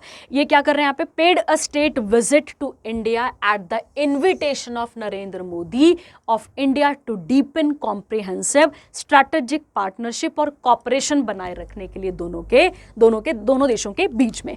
कहता है ये this is the first visit of Vietnam's leader to India after India Vietnam establish. मतलब हमने 2016 में ये पैक्ट ऐसे साइन कर लिया था, ठीक है, याद रखना है आपने, और उसके बाद ये इनकी पहली विजिट है, तो इंपॉर्टेंट हो गया आपके लिए। India and Vietnam agreed on a new plan of action जो कि इंप्लीमेंट किया जाएगा कितने सालों के लिए, 5 सालों के लिए, 2024 से लेकर 28 तक, ताकि जो बायलैटरल ट्रेड है उसको भी बढ़ावा मिले और साथ ही साथ इकोनॉमिक कॉपरेशन के बारे में भी बात की जाए, ठीक है। और एक बात आपको और याद रखनी है, वियतनाम जब भी आ जाएगा तो आपको याद रखना है विनबेक्स। विनबेक्स क्या है, याद करिए, ये एक मिलिट्री एक्सरसाइज है, किसके बीच में, इंडिया और वियतनाम के बीच में, ठीक है। चलिए, तो आप पिछला करंट अफेयर पढ़ा है तो आप कनेक्शन बैठा पाएंगे, इसलिए मैं आपको पिछला करंट अफेयर साथ साथ में बता रही हूँ, आपको ध्यान रखना है, ठीक है। और ये देख लेंगे आप, ये अनाउंस हुआ था, ठीक है, मैरीटाइम सिक्योरिटी के बारे में भी बात करता है। प्रेसिडेंट कौन है यहाँ पे, तोलाम, और जो इंडिया आए हैं वो कौन है, तो वो आपको याद रखना है, उनके प्राइम मिनिस्टर है, ठीक है। अगला, कैपिटल क्या आती है, हनोई, और करेंसी क्या चलती है यहाँ पे, डोंग, तो डोंग आपको यहाँ पर याद रहेगा, ठीक है। चलिए, अगला आता है आपके पास डायरेक्टर जनरल ऑफ बीएसएफ, ठीक है, बात कर लेते हैं इनके बारे में भी और देखते हैं क्या क्वेश्चन है। कहता है दलजीत सिंह चौधरी जो है वो डीजी बने हैं, किसके, डीजी थे किसके, सशस्त्र सीमा बल के, अब उनके पास एडिशनल चार्ज आया है, किसका, डायरेक्टर जनरल ऑफ, किसका डायरेक्टर जनरल ऑफ, तो आपको याद रखना है यहाँ पर बॉर्डर सिक्योरिटी फोर्स का, याद रखेंगे आप। And following the reputation of Nitin Agarwal the incumbent DG of BSF. BSF की अगर आप बात करें तो ये इंडिया की बॉर्डर गार्डिंग ऑर्गेनाइजेशन है, जिसे फर्स्ट लाइन ऑफ डिफेंस भी कहा जाता है, याद रखना है आपने, क्योंकि इंडिया के जितने भी बॉर्डर्स हैं अगर आप नोटिस करें तो यहाँ पे एक कंट्री आती है बांग्लादेश, अगर आप सबको पता हो, और इस तरफ हमारे पास एक कंट्री आ जाती है जिसके साथ हमारे बहुत अच्छी दोस्ती है, पाकिस्तान, ठीक है ना। अब ये मत बोल देना सच में दोस्ती है ना, पाकिस्तान, तो इनके साथ जो बॉर्डर पे तैनात है वो कौन सी आती है, हमारे पास बीएसएफ आती है, ठीक है। And also one of the 7 central armed police force of India, और बीएसएफ का मोटो क्या रहता है, ड्यूटी अनटू डेथ। अब थोड़ा सा पुराने करंट अफेयर जोड़ो जो पिछले आपने पढ़ा है, BRO याद होगा आपको, बॉर्डर रोड ऑर्गेनाइजेशन, और ये वही बॉर्डर रोड ऑर्गेनाइजेशन है जो किस पास को बना या किस टनल को बनाने जा रहा है, तो आपको याद होगा शिंकुला। और कहाँ बन रहा है शिंकुला, शिंकुला बन रहा है लद्दाख में, अगर आपने करंट अफेयर पढ़ा है तो। चलिए आगे बढ़ते हैं। इसके बाद chief adviser of Bangladesh interim government, आप सबको पता है शेख हसीना किसकी बेटी हैं, तो आप सबको पता होगा मुजीबुर रहमान की, किसकी बेटी आती है, मुजीबुर रहमान, और ये वही मुजीबुर रहमान है जिनको फादर ऑफ बांग्लादेश भी कहा जाता है। क्या कहा जाता है इन्हें, फादर ऑफ बांग्लादेश भी इन्हें कहा जाता है। जैसे हमारे यहाँ गांधी जी को कहा जाता है, वैसे ये भी कौन आ गए आपके पास, यहाँ पे ये आ गए आपके पास फादर ऑफ बांग्लादेश आ जाते हैं, ठीक है। चलिए, अगर हम बात करें बांग्लादेश के साथ हमारी कुछ चीज़ों के बारे में, पहले कुछ फैक्ट देख लेते हैं फिर इसके बारे में बात करते हैं, ठीक है। अगर हम बात, अच्छा आप मुझे बताएंगे मुजीबुर रहमान को हमने किसी अवार्ड वगैरह से तो नहीं नवाजा हुआ है, ठीक है। आप मुझे बताएंगे क्या मुजीबुर रहमान को, जो कि शेख हसीना के पापा रहे हैं, उनको क्या हमने किसी अवार्ड वगैरह से नवाजा है। देखिए अब एक क्वेश्चन और देखते हैं, बांग्लादेश के साथ हमारी एक मिलिट्री एक्सरसाइज है जिसका नाम है संप्रीति। क्या नाम है इसका, संप्रीति, ये आपको याद रखना है, ये मिलिट्री एक्सरसाइज हो गई, ये आपको याद रखेंगे। अब देखो बच्चे क्या है, शेख हसीना, आप सबको पता है वहाँ पे एक बिल पास हुआ था जिसके ऊपर शेख हसीना ने कोई डिबेट कर दी थी, फिर उसके बाद ये क्योस वहाँ पे इकट्ठा हो गया, ठीक है। तो उन्होंने रिजाइन दे दिया था और अभी फिर वो भागकर कहाँ पर आ गई थी, इंडिया आ गई थी, ठीक है। अब देखो बेटा, इस सिचुएशन में कोई तो कमांड संभालेगा, तो कौन संभाल रहा है कमांड, तो आपको याद रखना है क्या नाम है इनका, मोहम्मद यूनुस, आपको याद रखना है। ये बांग्लादेशी बैंकर भी हैं और इन्हें अभी चीफ एडवाइजर अपॉइंट किया गया है बांग्लादेश के इंटरिम गवर्नमेंट। और इंटरिम गवर्नमेंट कब होती है आप सबको पता है, इंटरिम को टेम्पररी भी कह देते हैं हम, ठीक है। तो टेम्पररी गवर्नमेंट के अभी ये हेड बने हैं, ठीक है। क्लियर हो गया आपके पास यहाँ तक। कहता है बांग्लादेश की कैपिटल क्या आती है, ढाका, और करेंसी क्या आती है, टका। तो ये भी आपको यहाँ पर याद रखना है, ठीक है। अब बांग्लादेश हम और बांग्लादेश, हम बोलने का मतलब है इंडिया और बांग्लादेश किस किस का मेंबर है, तो आप मुझे फुल फॉर्म बताते जाएंगे। किसका है? सार्क का, तो सार्क के हम भी मेंबर हैं। और सार्क का कौन मेंबर है, तो आपको याद रखना है बांग्लादेश भी इसका मेंबर हमें देखने को मिलता है। उसके अलावा एक आपने सुना होगा इंडियन ओशन रिम, ठीक है, इंडियन ओशन वाला जो एरिया है उसका भी मेंबर इंडिया भी है, प्लस कौन है आपके पास? बांग्लादेश भी आता है। इसके अलावा आपने बिम्स्टेक के बारे में जरूर सुना होगा, ठीक है, बिम्स्टेक मतलब जितना भी बे ऑफ बंगाल वाला रीजन है उसके भी कौन है यहाँ पर? ये है, ठीक है। इंडिया और बांग्लादेश की लाइन का नाम क्या है, तो आप सबको पता होना चाहिए, रेड क्लिफ। क्या नाम है इसका? Red Cliff. और इंडिया सबसे लॉन्गेस्ट बॉर्डर शेयर करता है किसके साथ, तो हम सबसे लॉन्गेस्ट बॉर्डर शेयर करते हैं किसके साथ? बांग्लादेश के साथ। अप्रॉक्स 4096.7 किलोमीटर का बॉर्डर हम शेयर करते हैं किसके साथ? बांग्लादेश के साथ, ठीक है। उसके अलावा बांग्लादेश के साथ कौन कौन सी हमारी स्टेट्स बॉर्डर शेयर करती हैं, तो आपको याद रखना है असम आ जाएगा, ठीक है। उसके अलावा वेस्ट बंगाल आ जाएगा, मिजोरम आ जाएगा, ध्यान रखना है आपने। उसके अलावा 3 हो गए ना। उसके अलावा आ जाएगा आपके पास त्रिपुरा आ जाएगा, ध्यान रखना है आपने। तो कौन कौन सा आ गया? असम, वेस्ट बंगाल, मिजोरम, उसके बाद आ जाएगा त्रिपुरा, और एक और आप ऐड कर लेंगे मेघालय। मेघालय भी इसके साथ बॉर्डर शेयर करता है, ठीक है। तो ये आपको यहाँ पर याद रखना है, ठीक है। चलिए, ये भी हो गया आपके पास एक इंपॉर्टेंट क्वेश्चन। तो ये आप साथ में फैक्ट हमेशा लिखते जाएंगे, ठीक है। इंडिया किस किस का मेंबर है? इंडिया और बांग्लादेश दोनों किस किस के मेंबर है? सार्क, इंडियन ओशन रिम और बिम्स्टेक के भी हैं, ठीक है। चलिए, अगला आता है अब आपके पास यहाँ पे एसबीआई के नए चेयरमैन बने हैं, ठीक है। इंपॉर्टेंट करंट अफेयर है, नाम आपको नहीं भूलना है, ठीक है। क्या नाम है उनका, तो अभी इसको पढ़ेंगे क्या ये मुझे नहीं पता, इसे छल्ला पढ़ेंगे या चला पढ़ेंगे। श्रीनिवासा सुलु शेट्टी, ठीक है। तो CS शेट्टी काफ़ी है आपके पास। ये क्या बने अभी अपने पास, तो ये कौन कौन बने अपने पास? एसबीआई के नए चेयरमैन बने हैं, याद रखना है, ठीक है। और उसके बाद कहता है बेटा यहाँ पर कि MD कौन बने एसबीआई के, तो क्या नाम आएगा? राणा आशुतोष कुमार। हेडक्वार्टर कहाँ पर है इसके? मुंबई, महाराष्ट्र। टैगलाइन क्या है? The banker of every Indian, और फाउंडेड इन 1 जुलाई 1955 को, ठीक है। चलिए, तो ये फैक्चुअल है, ये थोड़ा सा आप पढ़ लेंगे इसके साथ का, है ना। चलिए, अगला आता है ट्यूनेशियन प्राइम मिनिस्टर। अब एक क्वेश्चन आपके दिमाग में आना चाहिए था यहाँ पे कि ट्यूनेशिया कहाँ पर आती है, कौन सी कंट्री है, तो आप ध्यान देंगे। अगर हम बात करते हैं किसकी? South America. इमेजिन कर लो ये हमारे पास साउथ अमेरिका है, तो साउथ अमेरिका की नॉर्दर्न मोस्ट कंट्री है ये, ध्यान रखना है आपने, ठीक है। नॉर्दर्न मोस्ट कंट्री आती है कौन सी वाली बेटा, तो आप याद रखेंगे कौन सी कंट्री आती है? ये आती है ट्यूनेशिया, ठीक है, याद रखेंगे। तो कौन बने इसके नए प्राइम मिनिस्टर? कियास सैयद, याद रखना है आपको। और उसके अलावा कैपिटल आती है ट्यूनिस और करेंसी आती है दियार, ठीक है। अच्छा, दिनार, सॉरी। आप मुझे बताएंगे स्ट्रेट ऑफ जिब्राल्टर, ठीक है, जिब्राल्टर कौन से 2 देशों के बीच में है, आप मुझे बताएंगे। स्ट्रेट ऑफ जिब्राल्टर किन 2 देशों के बीच में है? देशों के बीच में, कॉन्टिनेंट के बीच में, आप मुझे क्लियर करेंगे, ठीक है, कि देशों के बीच में है या फिर कॉन्टिनेंट्स के बीच में, आप मुझे क्लियर करेंगे, ठीक है। चलिए, और अगर आप आंसर देते हैं तो बहुत अच्छी बात है, क्योंकि फिर इससे आपको भी अच्छा ही रहता है, ठीक है, आप भी बहुत सारी चीज़ें देख सीखते ही होंगे। चलिए, आगे बढ़ते हैं। इसके बाद अगली कौन सी आ गई आपके पास यहाँ पे? रैंकिंग और इंडेक्सेस, इसके बारे में बात करते हैं। एक ही डेटा है शायद इसके बारे में, ठीक है। देखिए, कहता है फॉर्च्यून ग्लोबल 500 लिस्ट फॉर 2024, ये डेटा रिलीज किया गया है। इसके अकॉर्डिंग इंडिया की जो रिलायंस इंडस्ट्रीज है, जिसके हेड कौन है? Mukesh Ambani, has improved it's ranking. तो इनकी रैंकिंग सुधर गई है, कितनी हो चुकी है? 86। और पिछले साल कितनी थी, तो आपको याद रखना है 88। और इंडिया के हाईएस्ट रैंक्ड इंडियन फर्म ये बन चुकी है, ये आपको यहाँ पर क्लियर रखना है, ठीक है। और ये तो क्लियर हो गया आपके पास। उसके अलावा टॉप कौन कर रहा है, तो आप याद रखेंगे कौन कर रहा है यहाँ पे? वॉलमार्ट टॉप कर रहा है, और ये लार्जेस्ट कंपनी है बाय रेवेन्यू, लगातार कितने सालों से? 11 सालों से, आपको यहाँ पर याद रखना है। उसके अलावा यूएसए की based e commerce company Amazon.com, INC and Chinese state owned electric utility, बेटा ये तो इलेक्ट्रिसिटी में ये काम के हैं, ठीक है। उसके अलावा state grid corporation of China, इनकी 2nd और 3rd पोजीशन हमें देखने को मिलती है।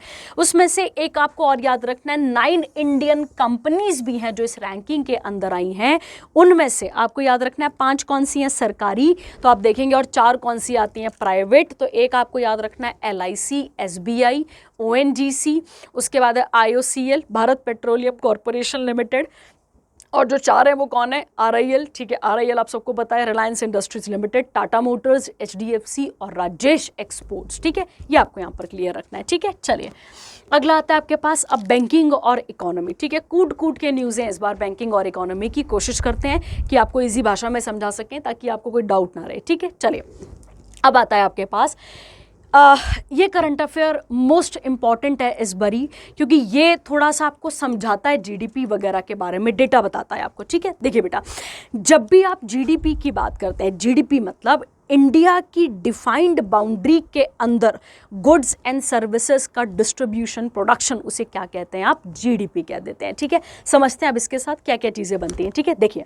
कहता है वर्ल्ड बैंक ने डेटा रिलीज करा है, रिपोर्ट रिलीज करी है, रिपोर्ट का नाम क्या है, वर्ल्ड डेवलपमेंट रिपोर्ट 2024, और इसमें बताया गया है मिडिल इनकम ट्रैप। क्या बोला गया है, मिडिल इनकम ट्रैप।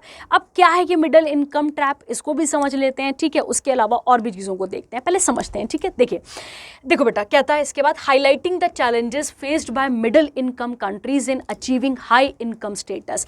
तो मान लेते हैं कोई एक मिडिल अचीविंग कंट्री है, उसको हाई लेवल पे पहुंचना है, तो उसे पहुंचने के लिए बीच में एक ट्रैप आ जाता है, उस ट्रैप को भी समझेंगे, ठीक है। क्या बोल रहा है वो, कहता है अगर इंडिया को कहाँ पहुंचना हो, हाई इनकम स्टेटस पे पहुंचना हो, या फिर ऐसा कह लो कि कहता है इंडिया को 75 साल लग जाएंगे और टू रीच 1/4, 1/4 हिस्से पर पहुंचने के लिए, किसके, USA के पर कैपिटा इनकम तक पहुंचने के लिए, इनकम पर कैपिटा तक पहुंचने के लिए।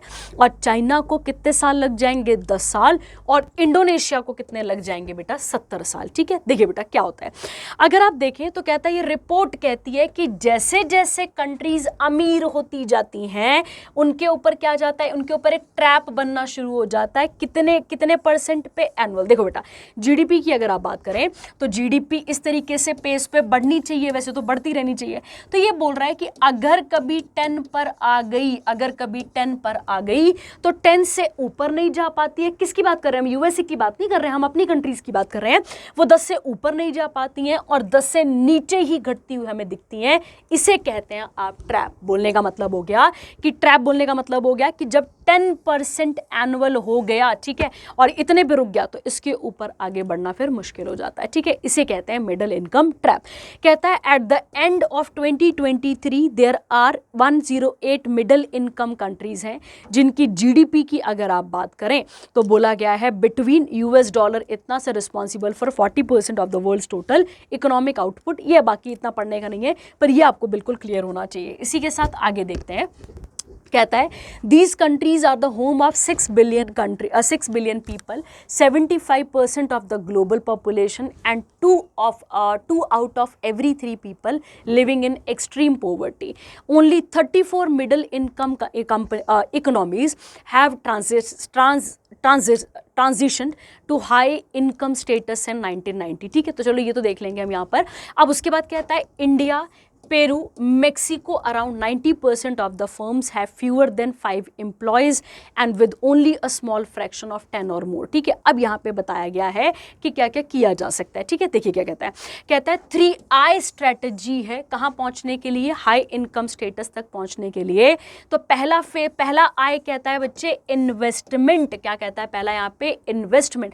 तो जो लो इनकम कंट्रीज हैं उनको किस पे जोर देना चाहिए, इन्वेस्टमेंट पे। तो याद करिए FDI, FPI, ये सब चीज़ें आ जाती हैं। उसके बाद कहता है सेकंड कहता है इन्फ्यूज़ करना, जो लोअर मिडिल इनकम कंट्रीज़ हैं उनको टेक्नोलॉजीज़ लेनी चाहिए, किससे, अब्रॉड से, और फिर अपनी इकोनॉमी पे उनको क्या करना चाहिए, स्प्रेड करना चाहिए। तीसरा कहता है इनोवेशन। इनोवेशन के अंदर क्या बोला गया है, जो अपर मिडिल इनकम कंट्रीज़ हैं उनको no longer merely borrowed ideas from the global frontiers technology and they push the frontier, ठीक है। तो अपने बॉर्डर्स को भी आगे बढ़ाना चाहिए और उनके बारे में भी आगे सोचना चाहिए, ठीक है। तो बड़ा इंपॉर्टेंट करंट अफेयर है, याद रखेंगे आप इसके बारे में, ठीक है। अगला, अच्छा RBI के बारे में, हो गया आपके पास। अगला आता है, कहता है सोवेरियन वेल्थ फाइंड इंस्टीट्यूट की टॉप 100 सेंट्रल बैंक की रैंकिंग लिस्ट आ चुकी है। एसेट्स आप सबको पता है, टोटल एसेट, एसेट किसे कहते हैं आप, संपत्ति को कहते हैं। तो बैंक की संपत्ति की बात हो रही है। इंडिया का जो सेंट्रल बैंक है जिसका नाम क्या है, आरबीआई, कितना रैंक करता है, 12th globally with the current total asset कितना है हमारे पास, 839 बिलियन। ये आपको यहाँ पर क्लियर रखना है। तो आरबीआई ने कितना बैंक वो कराया है, इतना काम का नहीं है हमारे पास, और इतना हमें नहीं याद रखना है, ठीक है। अब यहाँ पे देखो कि किसने टॉप करा है, तो ये इंपॉर्टेंट है। क्या नाम है, federal reserve system. Central bank है कहाँ का, यूएसए का, जैसा हमारे बैंकों का बैंक है हमारे पास आरबीआई, ठीक है। चलिए ये आपको यहाँ पर क्लियर रखना है। उसके अलावा चाइना का जो पीपल बैंक है उसकी सेकंड प्लेस है। जो जापान का बैंक ऑफ जापान है उसकी थर्ड पोजीशन है। The assets of central bank, अब देखो एसेट्स क्या क्या चीज़ें होती हैं, are often measured by their foreign exchange reserve, जिसमें गोल्ड हो सकता है, एक्सचेंज फंड हो सकते हैं, स्पेशल ड्राइंग राइट्स हो सकते हैं, रिजर्व पोजीशन हो सकती है, इंटरनेशनल मॉनेटरी फंड, ठीक है। चलिए बाकी नहीं भी याद रहेगा, लाइनें लो छोड़ोगे। चलो आगे बढ़ते हैं।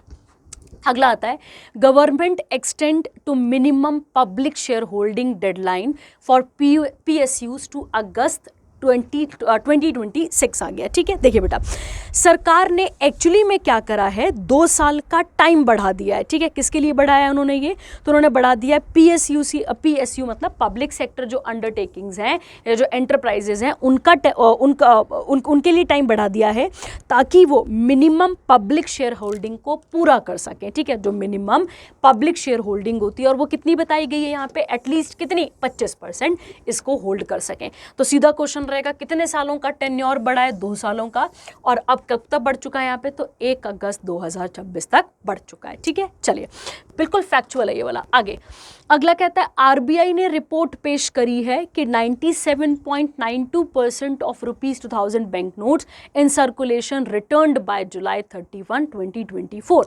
अब यहाँ से पढ़ते हैं, देखिए क्या कहता है। कहता है यहाँ पर आप सबको पता है क्लीन नोट पॉलिसी आई थी, जिसमें आरबीआई ने क्या बोला था, क्लीन नोट पॉलिसी में क्या हो गया बेटा, कि देखो बेटा ये जो 2000 के छुट्टे थे, पहले तो 2000 का नोट चलाना ही अपने आप में मुश्किल था, इससे रिलेटेड ये न्यूज़ आपके पास यहाँ पर आ जाती है और इसके बारे में यहाँ पर बात की गई है, ठीक है। तो ये आपको यहाँ पर क्लियर रखना पड़ेगा कि इसके बारे में क्या क्या बोला जा रहा है, ठीक है। चलिए तो क्या बोला गया यहाँ पे कि द टोटल वैल्यू ऑफ कितना कितना आ गया ये आप देख लेंगे, पर यहाँ पे आरबीआई ने इन नोटों को बहुत ज़्यादा इकट्ठा कर लिया है, ठीक है। कितना परसेंट कर लिया है ये इंपॉर्टेंट है, 97.92% किया गया है, ठीक है। चलिए, और आरबीआई के हेडक्वार्टर कहाँ पर है, तो आप सबको पता है आरबीआई के हेडक्वार्टर कहाँ पर आते हैं, मुंबई महाराष्ट्र। कब बना है, 1 अप्रैल 1935। हर करंट अफेयर में रिपीट किया जाता है, ठीक है। चलिए आगे बढ़ते हैं, इसके बाद अगला देखते हैं। एडीबी ने, एडीबी मतलब एशियन डेवलपमेंट बैंक ने और गवर्नमेंट ऑफ इंडिया ने एक एमओयू कह सकते हो साइन करा है, जिसके अंदर जितना भी सॉलिड वेस्ट मैनेजमेंट है और जो सैनिटेशन इंप्रूवमेंट है उसे क्या किया जाएगा, इंट्रोड्यूस किया जाएगा, ठीक है। देखिए आप सबको पता है स्वच्छ भारत मिशन चलाया गया था, और ये कब चलाया गया था, तो 2 अक्टूबर 2014 को, ठीक है। इसका पहला वर्जन चला था, और अब कौन सा आ गया, 2.0। ये आपको यहाँ पर क्लियर रखना है। तो पहले कौन सा वाला था, तो आप याद रखेंगे पहला था आपके पास 2 अक्टूबर 2014 वाला, और अब जो चला है वो कब चला है आपके पास, तो 1 अक्टूबर 2021 को जो ये सेकंड वर्जन आप पढ़ रहे हैं इसे अब इंट्रोड्यूस किया गया, और पहला वाला कब इंट्रोड्यूस किया गया था, तो ये आपको यहाँ पर याद रखना है, ठीक है। इसके अंदर एक एम बनाया गया है कि गार्बेज फ्री, इसी का सेकंड वाले का एम आता है, गार्बेज फ्री सिटीज बनानी है हमें, और गार्बेज फ्री सिटीज कब तक बनानी है, तो आप याद रखेंगे 2026 तक हमें यहाँ पर बनानी है, ठीक है। तो गार्बेज बेस्ड जो सिटीज़ होती हैं जहाँ पे कूड़ा वगैरह पड़ा रहता है, इसे यहाँ पर ख़त्म करने की बात की गई है, ठीक है।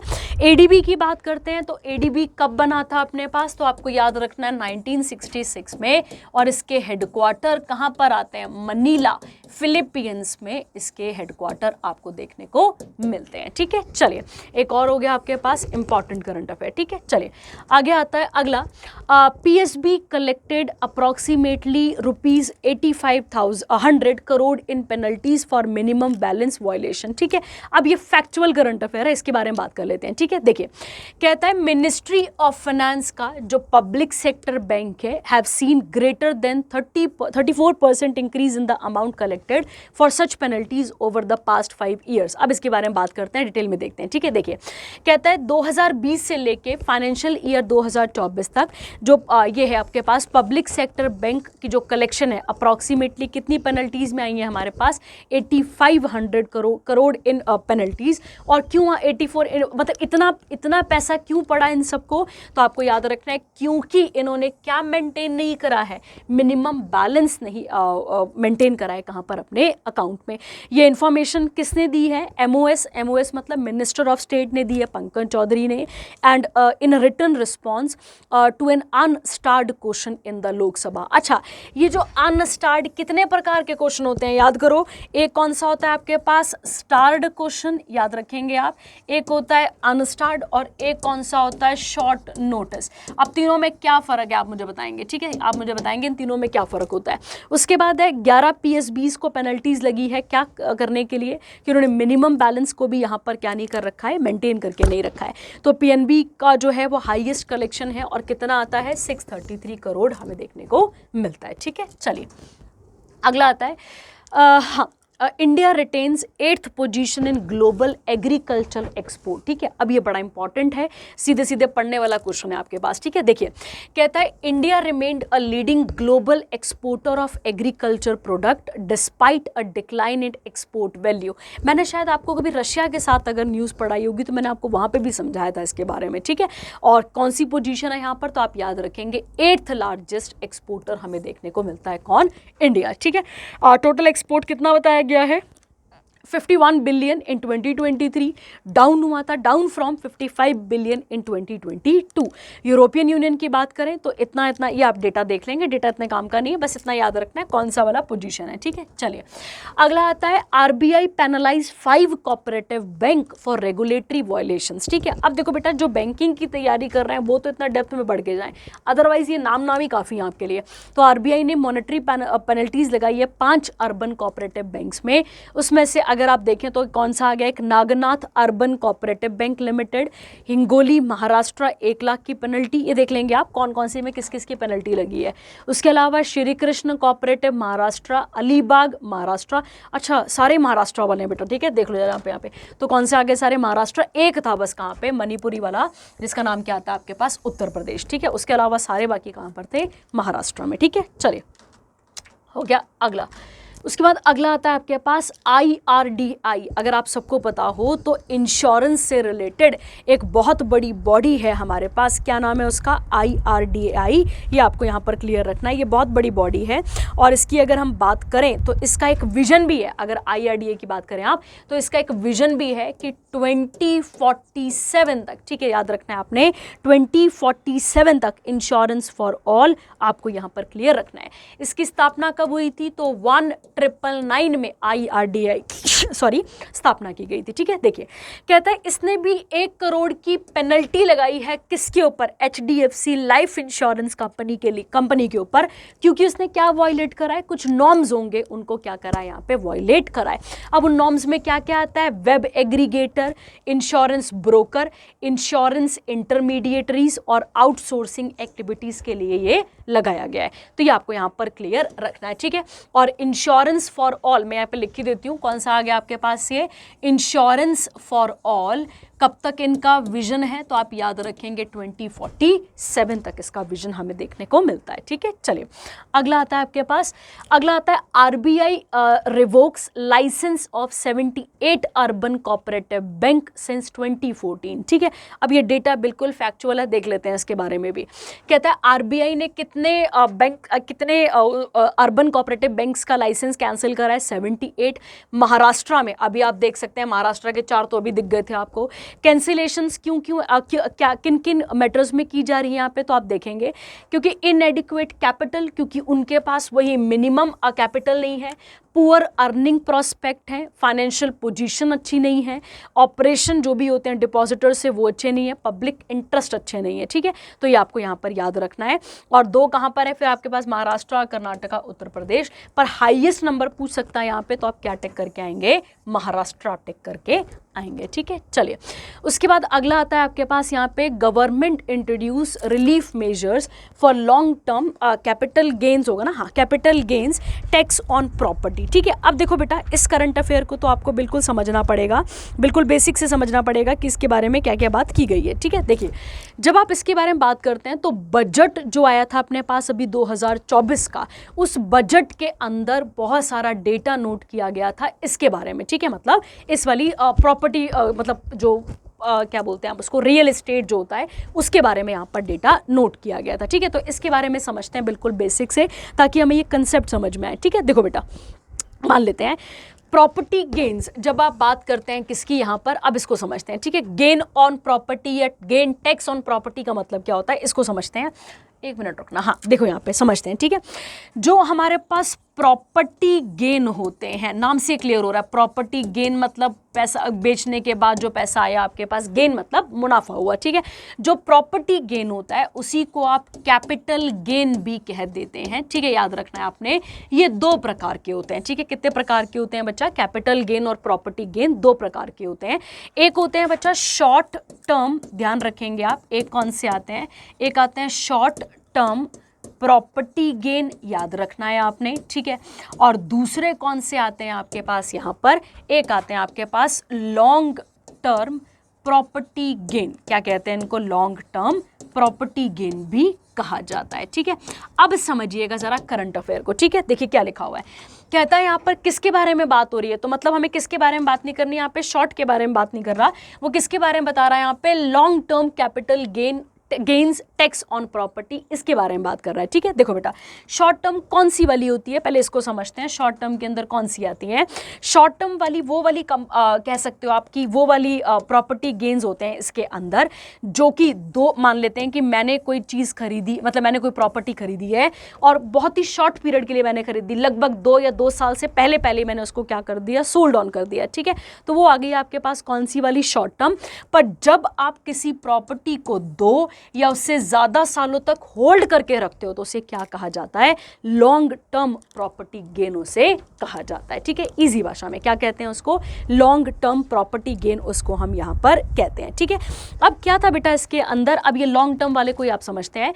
तो ministry of finance Nirmala Sitharaman ने ये प्रपोज करा है कि वो जो लॉन्ग टर्म कैपिटल गेन्स होते हैं, जो टैक्स होता है किसके ऊपर, प्रॉपर्टी के ऊपर, उसको 20% से घटाकर कितना कर दिया जाएगा, 12.55% क्या कर दिया जाएगा, मतलब कम कर दिया जाएगा, while removing the indexation tax. ठीक है, अब देखो बेटा इंडेक्सेशन क्या होता है, मतलब किसी भी ऐसा कह सकते हो जब किसी भी वैल्यू पर, जैसे मान लो कोई भी XYZ वैल्यू मतलब प्रॉपर्टी आप यहाँ पे कह रहे हैं, किसी भी वैल्यू पर जब इन्फ्लेशन का इफेक्ट दिया जाता है, जब भी किसी वैल्यू पर किसका वो दिया जाता है इफेक्ट, इन्फ्लेशन का, उसे क्या कहते हैं, तो आपको याद रखना है उसे कहा जाता है इंडेक्सेशन बेनिफिट। ठीक है, याद रखेंगे, मतलब जो भी चीजें चल रही होंगी उसको करंट के हिसाब से देखना, इन्फ्लेशन के हिसाब से देखना, इसके बारे में बात की जा रही है। तो जो लॉन्ग टर्म क्या होते हैं आपके पास, कैपिटल गेन टैक्स होते हैं, इसमें क्या कर दिया गया, पहले तो टैक्स की कटौती कर दी गई,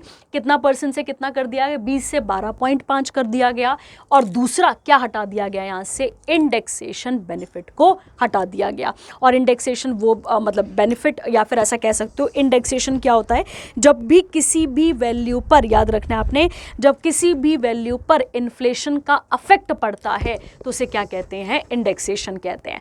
कहता है the Indian government had proposed an amendment, पहले तो भाई निर्मला सीतारमन ने झटका ही दे दिया था इन प्रॉपर्टी वालों को, पर बाद में इसे कम कर दिया।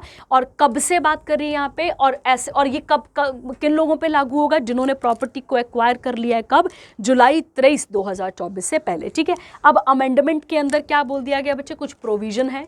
प्रोविजन क्या कहता है, 2 टैक्सेशन ऑप्शंस दिए गए हैं।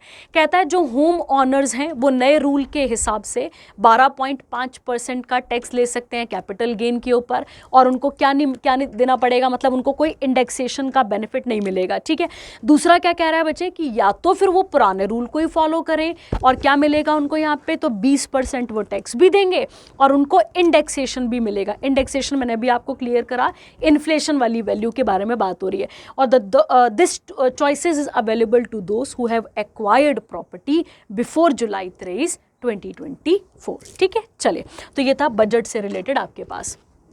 अगला, आरबीआई की मॉनेटरी पॉलिसी मीटिंग हुई है। देखिए बेटा, समझते हैं इस बात को, ठीक है, इस बात को आप समझते हैं, ठीक है, देखते हैं क्या बात की जा रही है। ठीक है, देखिए, सबसे पहले आपको पता होना चाहिए कि आरबीआई की ही एक बॉडी है जिसका नाम है मॉनेटरी पॉलिसी मीटिंग भी कह सकते हैं आप इसे, या बॉडी भी कह सकते हैं, जिसका जो कि कब मिलती रहती है, हर 2 महीने पे मिलती है। आपको याद रखना है, हर 2 महीने पे मिलती है, और इसका काम होता है क्या, मॉनेटरी चीज़ों को यहाँ पर बताना। ठीक है, मतलब ऐसा है कि ये मीटिंग की जाती है और ये हमें यहाँ पे बताती है सब चीज़ों के बारे में। ठीक है, देखिए, कहता है बच्चे यहाँ पे कि आरबीआई के जो गवर्नर है शक्तिकांत दास, उन्होंने तीसरी बाय मंथली, बताया ना 2 बारी, मॉनेटरी पॉलिसी को रिलीज करा है। ये आपको याद रखना है। ठीक है, इसमें कितने मेंबर थे, टोटल 6 याद रखेंगे आप, और 6 में से 3 कहाँ से आते हैं, तो आपको याद रखना है 3 होते हैं आरबीआई के, और 3 कहाँ से आते हैं, तो 3 गवर्नमेंट ऑफ इंडिया की तरफ से आते हैं।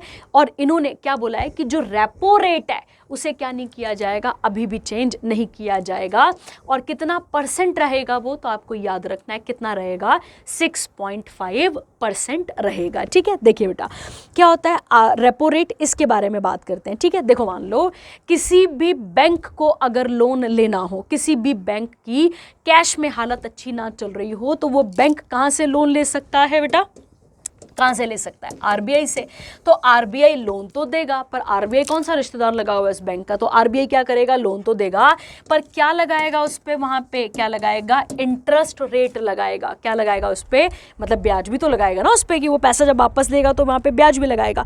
तो जिस रेट पर आरबीआई ब्याज में पैसा देती है या इंटरेस्ट रेट पे पैसा देती है, उसे क्या कहते हैं हम यहाँ पे, उसे हम रेपो रेट कहते हैं। ठीक है, तो कितना रहने वाला है, तो आपको याद रखना है 6.5% हमें देखने को मिलता है। ठीक है, अगर घटता तो बाय डिफॉल्ट इससे हमें भी फायदा होना था, ईएमआई या फिर जो भी चीज़ें, इंटरेस्ट रेट वगैरह वगैरह बैंक का सब कुछ कम होने थे, लोन भी सस्ते होने थे। ठीक है, चलिए, अगला आता है आरबीआई ने एक्सटेंड कर दिया है। अब देखो बेटा, इंटरेस्ट मतलब क्या हो गया, ब्याज, सब मेंशन का मतलब होता है छूट मिलना।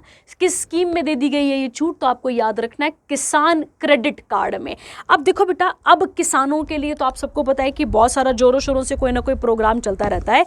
अब ये एक ऐसी स्कीम है जिसमें जो फार्मर्स होते हैं बेटा, फार्मर्स को क्या दिया जाता है, लोन प्रोवाइड किया जाता है। तो एक ऐसी स्कीम है ये वाली, किसान क्रेडिट स्कीम, कौन सी वाली है, जिसके अंदर क्या किया जाता है, किसानों को लोन प्रोवाइड किया जाता है। ठीक है, आपको याद रखना है।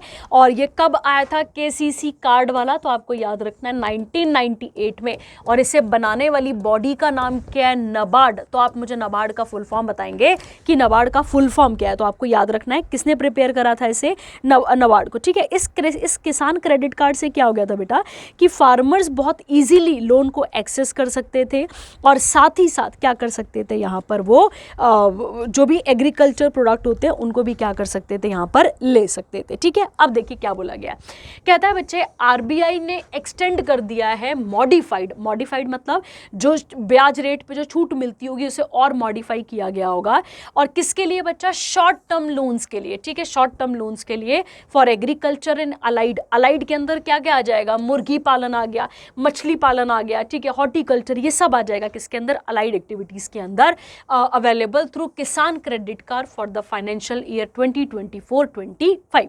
अब लोन लिमिट और इंटरेस्ट रेट कितनी बोली गई है, तो फार्मर अब अवेल कर सकते हैं कितने लाख तक का लोन, 3 लाख तक का, और उसमें भी कंसेशनल इंटरेस्ट रेट मिलेगा, कितना % बोला है, 7%। ठीक है, कहता है बच्चे, ये तो हो गया पहले वाला। अब क्या बोला कि मान लेते हैं मैं 3 लाख तक का लोन लेती हूं, तो इसमें एडिशनल इंटरेस्ट सब मेंशन हो सकता है, और जो ब्याज में 7% दे रही थी सालाना, वो कितना हो सकता है, 3, और कई बारी वो क्या हो सकता है, यहाँ पर 4% भी हमें देखा जा सकता है। तो ये किसके रिलेटेड होगी आपके पास, किसान से related, again important current affair हो गया। ठीक है, चलिए, अगला आता है, हाँ, Microsoft named India's most attractive employer brand इन 2024।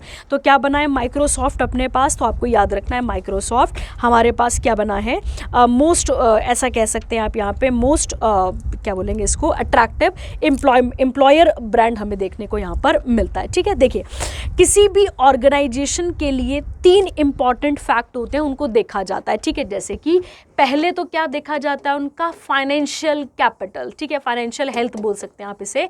तो क्या देखा जाता है, पहले उनका फाइनेंशियल हेल्थ कि कैसी भाई उनकी फाइनेंशियल हेल्थ है। ऐसा तो नहीं कि नौकरी से निकाल रहे हैं लोगों को या कुछ भी इस तरीके से। कैसे उनकी कैसी रेपुटेशन है, तो रेपुटेशन कैसी होनी चाहिए भैया आपकी, यहाँ पर बहुत अच्छी रेपुटेशन होनी चाहिए। और किस प्रकार आप लोगों को करियर में, ठीक है, उनकी मदद कर रहे हैं या फिर आप उन्हें जॉब प्रोवाइड कर रहे हैं, ऐसा भी आप कह सकते हैं। तो करियर अपॉर्चुनिटीज़ आप उनको दे पा रहे हैं या नहीं दे पा रहे हैं, ये सब चीज़ें भी इसके अंदर टैली की जाती हैं। ठीक है, तो इसके अकॉर्डिंग कौन निकला है आपके पास यहाँ पे, माइक्रोसॉफ्ट। टाटा कंसल्टेंसी सर्विस कौन सी आ गई, सेकेंड, और टाटा मोटर्स कौन सी आ गई, थर्ड प्लेस में। ठीक है, चलिए ये भी हो गया आपके पास इंपॉर्टेंट। अब आते हैं हम किस पे, स्पोर्ट्स पे। और स्पोर्ट्स और थोड़े रह गए आपको, है ना। चलिए बढ़ते, कहता है T20 मेंस एशिया कप। और अगर आपने पिछला करंट अफेयर पढ़ा होगा तो एक श्रीलंका की भी न्यूज़ थी जिसमें श्रीलंका जीती और हम हार गए। मुझे आप बताएंगे कौन सी न्यूज़ है वो आपके पास। कहता है Asian cricket council has officially declared, India host करेगा कौन सा वाला यहाँ पे, तो 2025 मेंस एशिया क्रिकेट कप, याद रखना है आपने।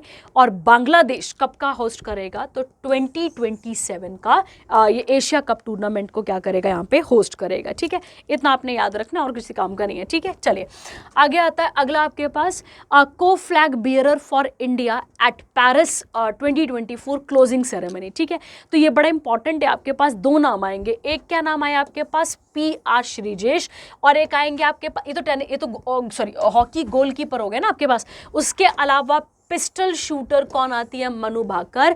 ये कौन बने हैं आपके पास, तो आपको याद रखना है ये लोग कौन है यहाँ पे। ये लोग ये जो क्लोजिंग सेरेमनी होने वाली है उसमें फ्लैग बियरर आपको देखने को यहाँ पर मिलते हैं। ठीक है, आप सबको पता होगा बच्चे कि 10 मीटर जो वो हुआ था ना एयर पिस्टल वाला, ठीक है, उसमें अगर आपको पता हो तो कौन सा मेडल लेकर आएंगे, गोल्ड, सिल्वर या ब्रॉन्ज, तो आपको याद रखना है कौन सा वाला कौन सा वाला मेडल लेकर आएंगे मनु भाकर, तो कौन सा लेकर आएंगे, ब्रॉन्ज, आपको यहाँ पर क्लियर रखना है। ठीक है, ये हो गया आपके पास। उसके अलावा अगर आप किसकी बात करते हैं यहाँ पे, एक आपको और याद रखना है आपने किसके बारे में, नीरज चोपड़ा के बारे में। नीरज चोपड़ा को कौन सा वाला मेडल मिला है, सबको पता है बच्चे इस बार उनके पास कौन सा वाला मेडल है, तो आप याद रखें सिल्वर मेडल। किसकी बात कर रहे हैं हम यहाँ पे, नीरज चोपड़ा की, ये आपने यहाँ पर क्लियर रखना है। ठीक है, और मनु भाकर को कौन सा वाला मिला है, तो ब्रॉन्ज मिला है। कितने मीटर में, तो 10 मीटर एयर पिस्टल, ये आपने याद रखना है। वुमेन इवेंट में भी और मिक्स्ड इवेंट में भी आपको यहाँ पर क्लियर रखना है। ठीक है, जब आप इंडियन ओलंपिक एसोसिएशन की बात करते हैं तो इसका हेडक्वार्टर कहाँ मिलता है आपको, नई दिल्ली में। तो IOA का हेडक्वार्टर कहाँ मिलता है आपको, न्यू दिल्ली में, याद रखना है आपने। इसका ये कब बना था, तो 1927 में। और PT उषा क्या है अभी इसकी प्रेसिडेंट है, ये आपको यहाँ पर क्लियर रखना है। ठीक है, चलिए हो गया एक और आपके पास। अगला आता है साइंस एंड टेक, इसके बारे में बात कर लेते हैं। ठीक है, चलिए कहता है इसरो ने अनाउंस करा है कि national mission assignment board has selected Indian astronaut. अब कुछ इंडियन एस्ट्रोनॉट जा रहे हैं जिसमें से एक का नाम क्या आता है, शुभांशु शुक्ला, याद रखना है आपने। उसके अलावा आएंगे प्रशांत बालकृष्ण नायर, ये क्रू मेंबर बनेंगे किसके, कौन से वाले मिशन के, तो एक्सियम मिशन, ये आपको याद रखना पड़ेगा। और ये कहाँ जा रहा है, इंटरनेशनल स्पेस स्टेशन पे ये जा रहा है। 1 मिनट रुकना है ना, हाँ इस पे नहीं लिखा है, रुको चलो बात कर लेते हैं। ठीक है, wing commander Shubhanshu Shukla has been assigned as the prime mission pilot, ये आप तो पढ़ ही लेंगे इसके साथ साथ कौन कौन जा रहे हैं यहाँ पे। Group captain Shukla and group captain Nair are among the 4 astronaut designate from the Gaganyaan mission which is expected to launch. कब लॉन्च करने की बात हो रही है इसको, 2025 में, ये आपको यहाँ पर क्लियर रखना है। जो अदर 2 एस्ट्रोनॉट्स हैं गगनयान मिशन के are group captain Ajit Singh, captain Angad Pratap, और उसके बाद 2000 ये जो है ये 4th मिशन है, ये जा रहा है इस तरीके से, ये आपको यहाँ पर क्लियर रखना पड़ेगा, ठीक है, ये आपको यहाँ पर क्लियर रखना पड़ेगा। और इस मिशन में, एग्जाम वाले मिशन में कौन कौन जा रहे हैं यहाँ पे, तो पोलैंड से भी जा रहे हैं और तिबोर कापू कहाँ से जा रहे हैं, हंगरी से भी जा रहे हैं, ये आपको यहाँ पर क्लियर रखना पड़ेगा, ठीक है। चलिए अब इसके बारे में थोड़ी सी बात करते हैं बच्चा कि ISS क्या है, जिसको आप बोल रहे थे इंटरनेशनल स्पेस स्टेशन क्या है। देखिए एक ऐसा कह सकते हो एक बहुत बड़ा एक परमानेंट लैब है जो अर्थ के ऑर्बिट के बाहर, ऑर्बिट में हमें देखने को मिलता है, याद रखना है आपने। और अगर देखा जाए तो अर्थ से 400 किलोमीटर अबव हमें देखने को मिलता है। आप इसे क्या कह सकते हैं, इस ISS को क्या कह सकते हैं आप यहाँ पे, एक रिसर्च विंग भी कह सकते हैं। और ये होम है किसका, एस्ट्रोनॉट का और कॉस्मोनॉट्स का, जो वहाँ पर जाते हैं और ऑब्जर्वेशंस वगैरह वगैरह या रिसर्च करते रहते हैं, ठीक है। चलिए अगला देखते हैं। अगला आता है डिफेंस एंड मिलिट्री एक्सरसाइजेस, इसके बारे में भी बात कर लेते हैं, ठीक है। आइए, कहता है यहाँ पर इंडिया की पहली मल्टीनेशनल एयर एक्सरसाइज हमें देखने को मिलती है, जिसका नाम क्या आता है, तरंग शक्ति। क्या नाम आता है इसका, तरंग शक्ति, याद रखना है आपने। अच्छा, एयरफोर्स डे कब मनाते हैं, तो आप सबको पता है 8 अक्टूबर को मनाया जाता है। कौन सा डे हमारे पास, कौन सा डे मनाया जाता है, एयरफोर्स डे। उसके अलावा विवेक राम चौधरी अभी कौन है आपके पास, तो आपको याद रखना है ये एयर मार्शल मतलब चीफ हैं अपने पास, ऐसा कह सकते हैं, चौधरी लिख लेंगे आप आगे, ठीक है। अब देखते हैं इसके बारे में बात करते हैं, ठीक है। देखिए कहता है तरंग शक्ति 2024 ये एक बहुत बड़ी, ठीक है, मल्टीलेटरल एयर एक्सरसाइज है जो कहाँ पर हुई है, सुलूर एयरबेस। और सुलूर एयरबेस कहाँ पर आता है, तो आपको याद रखना है कहाँ पर आता है, कोयम्बटूर। और कोयम्बटूर को ही और किस नाम से जानते हैं, मैनचेस्टर ऑफ साउथ इंडिया कहा जाता है इसे, ठीक है। क्या कहा जाता है, मैनचेस्टर ऑफ साउथ इंडिया भी कहा जाता है। कहता है ये पहली मल्टीनेशनल एयर एक्सरसाइज है जो कहाँ कंडक्ट हो रही है, इंडियन सॉइल में 61 ईयर्स के बाद हो रही है, याद रखना है। ये 2 फेजेस में होगी। पहला फेज कहाँ पर होगा, अगेन कोयम्बटूर तमिलनाडु में, और सेकेंड फेज कहाँ पर होगा, जोधपुर राजस्थान में हमें देखने को मिलता है, ठीक है। ये आपने यहाँ पर याद रखना है। तो तरंग शक्ति किसी और उसके साथ नहीं हो रही, हमारे साथ ही है। और इसमें कितनी कंट्रीज पार्टिसिपेट कर रही हैं, तो 30 कर रही हैं। कौन कौन सी हैं, USA, Germany, France, UAE, UK, Singapore. ये कुछ इंपॉर्टेंट है जो क्या करेंगी, अपने शोकेस करेंगी किसका, फाइटर जेट्स का।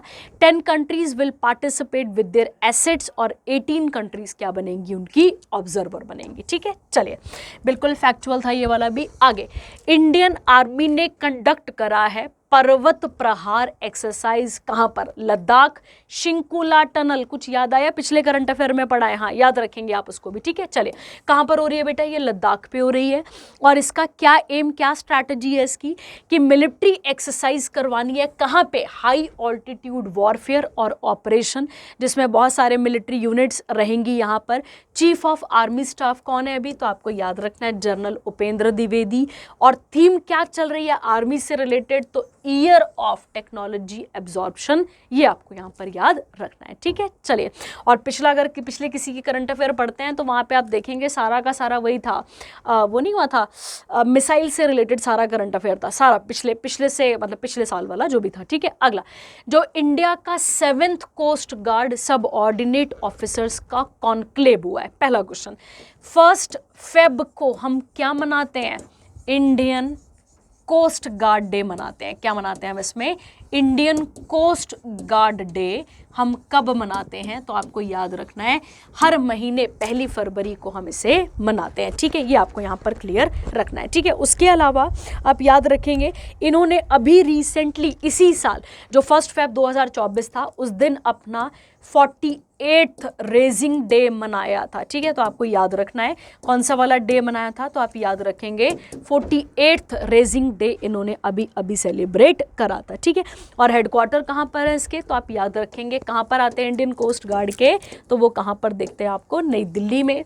अब ऐसी इनकी एक लीडर्स की मीटिंग हुई है जिसकी थीम क्या थी, टुवर्ड्स एन इंक्लूसिव अप्रोच, ठीक है। चलिए अगला, अब आते हैं लास्ट सेक्शन पे आपके पास, हाँ लास्ट ही होगा शायद ये, डेज अब आप पढ़ेंगे, डेज नहीं इसके बाद एक और रह जाएगा, ठीक है। चलिए बात कर लेते हैं किसके बारे में। 3 अगस्त को मनाया जाता है ऑर्गन डोनेशन डे, ठीक है बेटा। ये तो एक अपने आप में एक अलग सी बात है ना, ठीक है। ये अलग सा एक डे आप सेलिब्रेट कर रहे हैं।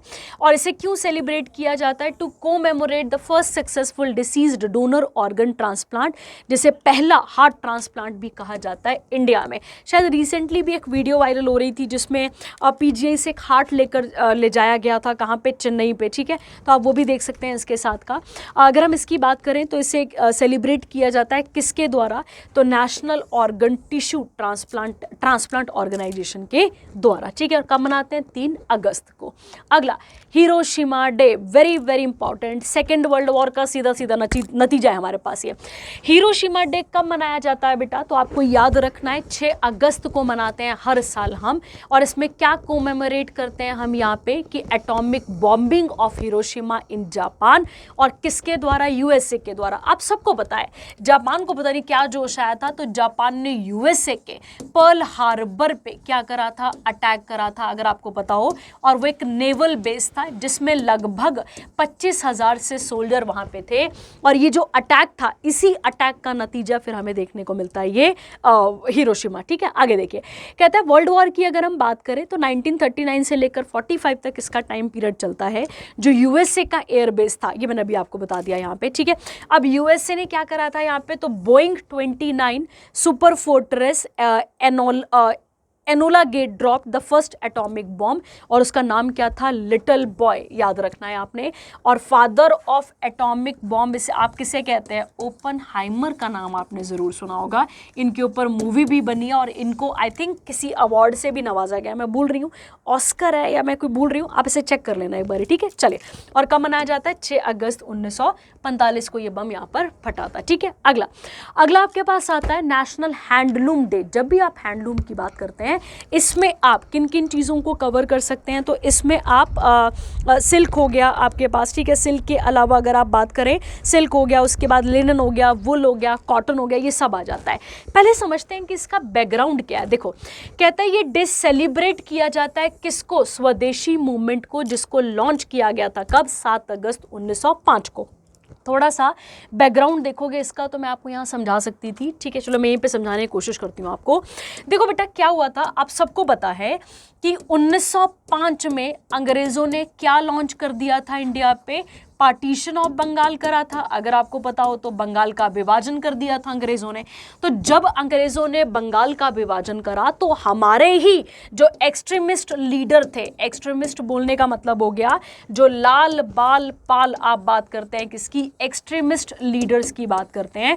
उन्होंने क्या लॉन्च कर दिया था यहाँ पे? उन्होंने लॉन्च करा था बायकॉट, ध्यान रखना है आपने, एंड स्वदेशी मूवमेंट। मतलब बायकॉट किसको करेंगे हम? यहाँ पर अंग्रेज़ों के लाए गए सामान को क्या करेंगे? बायकॉट करेंगे। तो जब हम उनके सामान को बायकॉट करेंगे तो हमें अपने भी तो सामान लेकर आना पड़ेगा ना। उस सामान को क्या बोला गया? स्वदेशी। तो ये उस डे को मेमोरेट करता है, ये आपने याद रखना। और इसे कब लॉन्च किया गया था? 7 अगस्त 1905 को, याद रखना है आपने। और इसी दिन को हम क्या मनाते हैं? नेशनल हैंडलूम डे भी इसको हम मनाते हैं, ठीक है। आगे अगला कहता है 8 अगस्त को क्या मनाते हैं हम यहाँ पर? क्विट इंडिया मूवमेंट डे भी कहते हैं इसी को। और किस नाम से जानते हैं? तो इसी को अगस्त क्रांति भी कहा जाता है। इसी को रिवोल्ट ऑफ 1942 भी कहा जाता है। किसे?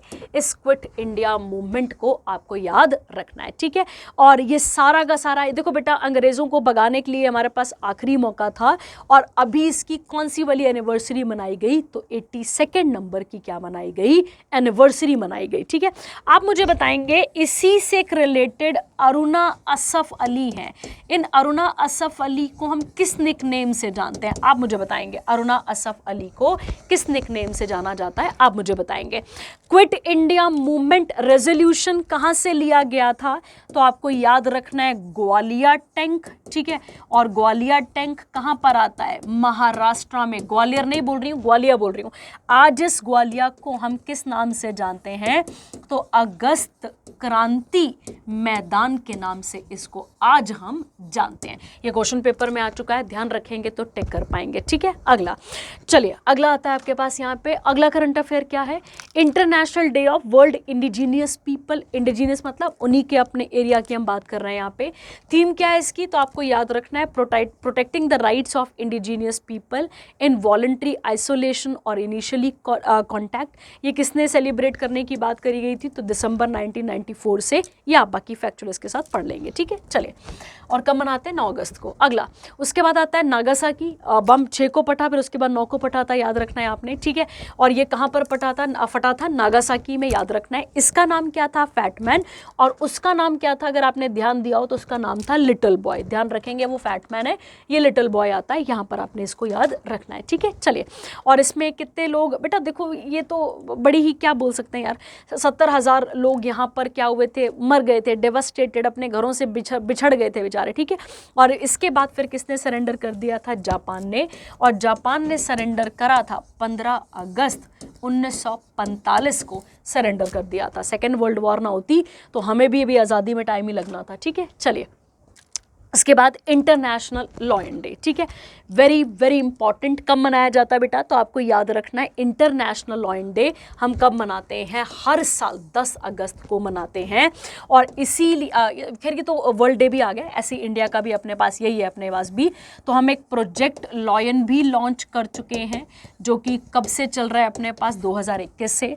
इंडिया में गिर नेशनल पार्क, ठीक है, is the home of Gujarat, ऐसा is the home of Asiatic lion. ये आपको यहाँ पर क्लियर रखना है। ठीक है, साइंटिफिक नेम क्या है इसका? Panthera leo. ये आप यहाँ पर याद रखेंगे। ठीक है, अगला लास्ट आता है आपके पास बुक्स। लास्ट नहीं है मेरे ख्याल से, सेकंड लास्ट ही है, बीच बीच में छोटे छोटे से हैं। ठीक है, चलिए बात करते हैं। सुदीप्ता सेनगुप्ता एक जियोलॉजिस्ट, एक ट्रेंड माउंटेनियर हैं, और इन्होंने एक अपना मेमोयर लिखा है, जिस किताब का नाम आता है ब्रेकिंग रॉक्स एंड बैरियर्स। ठीक है, याद रखना है, ये इनकी बुक का नाम आ गया।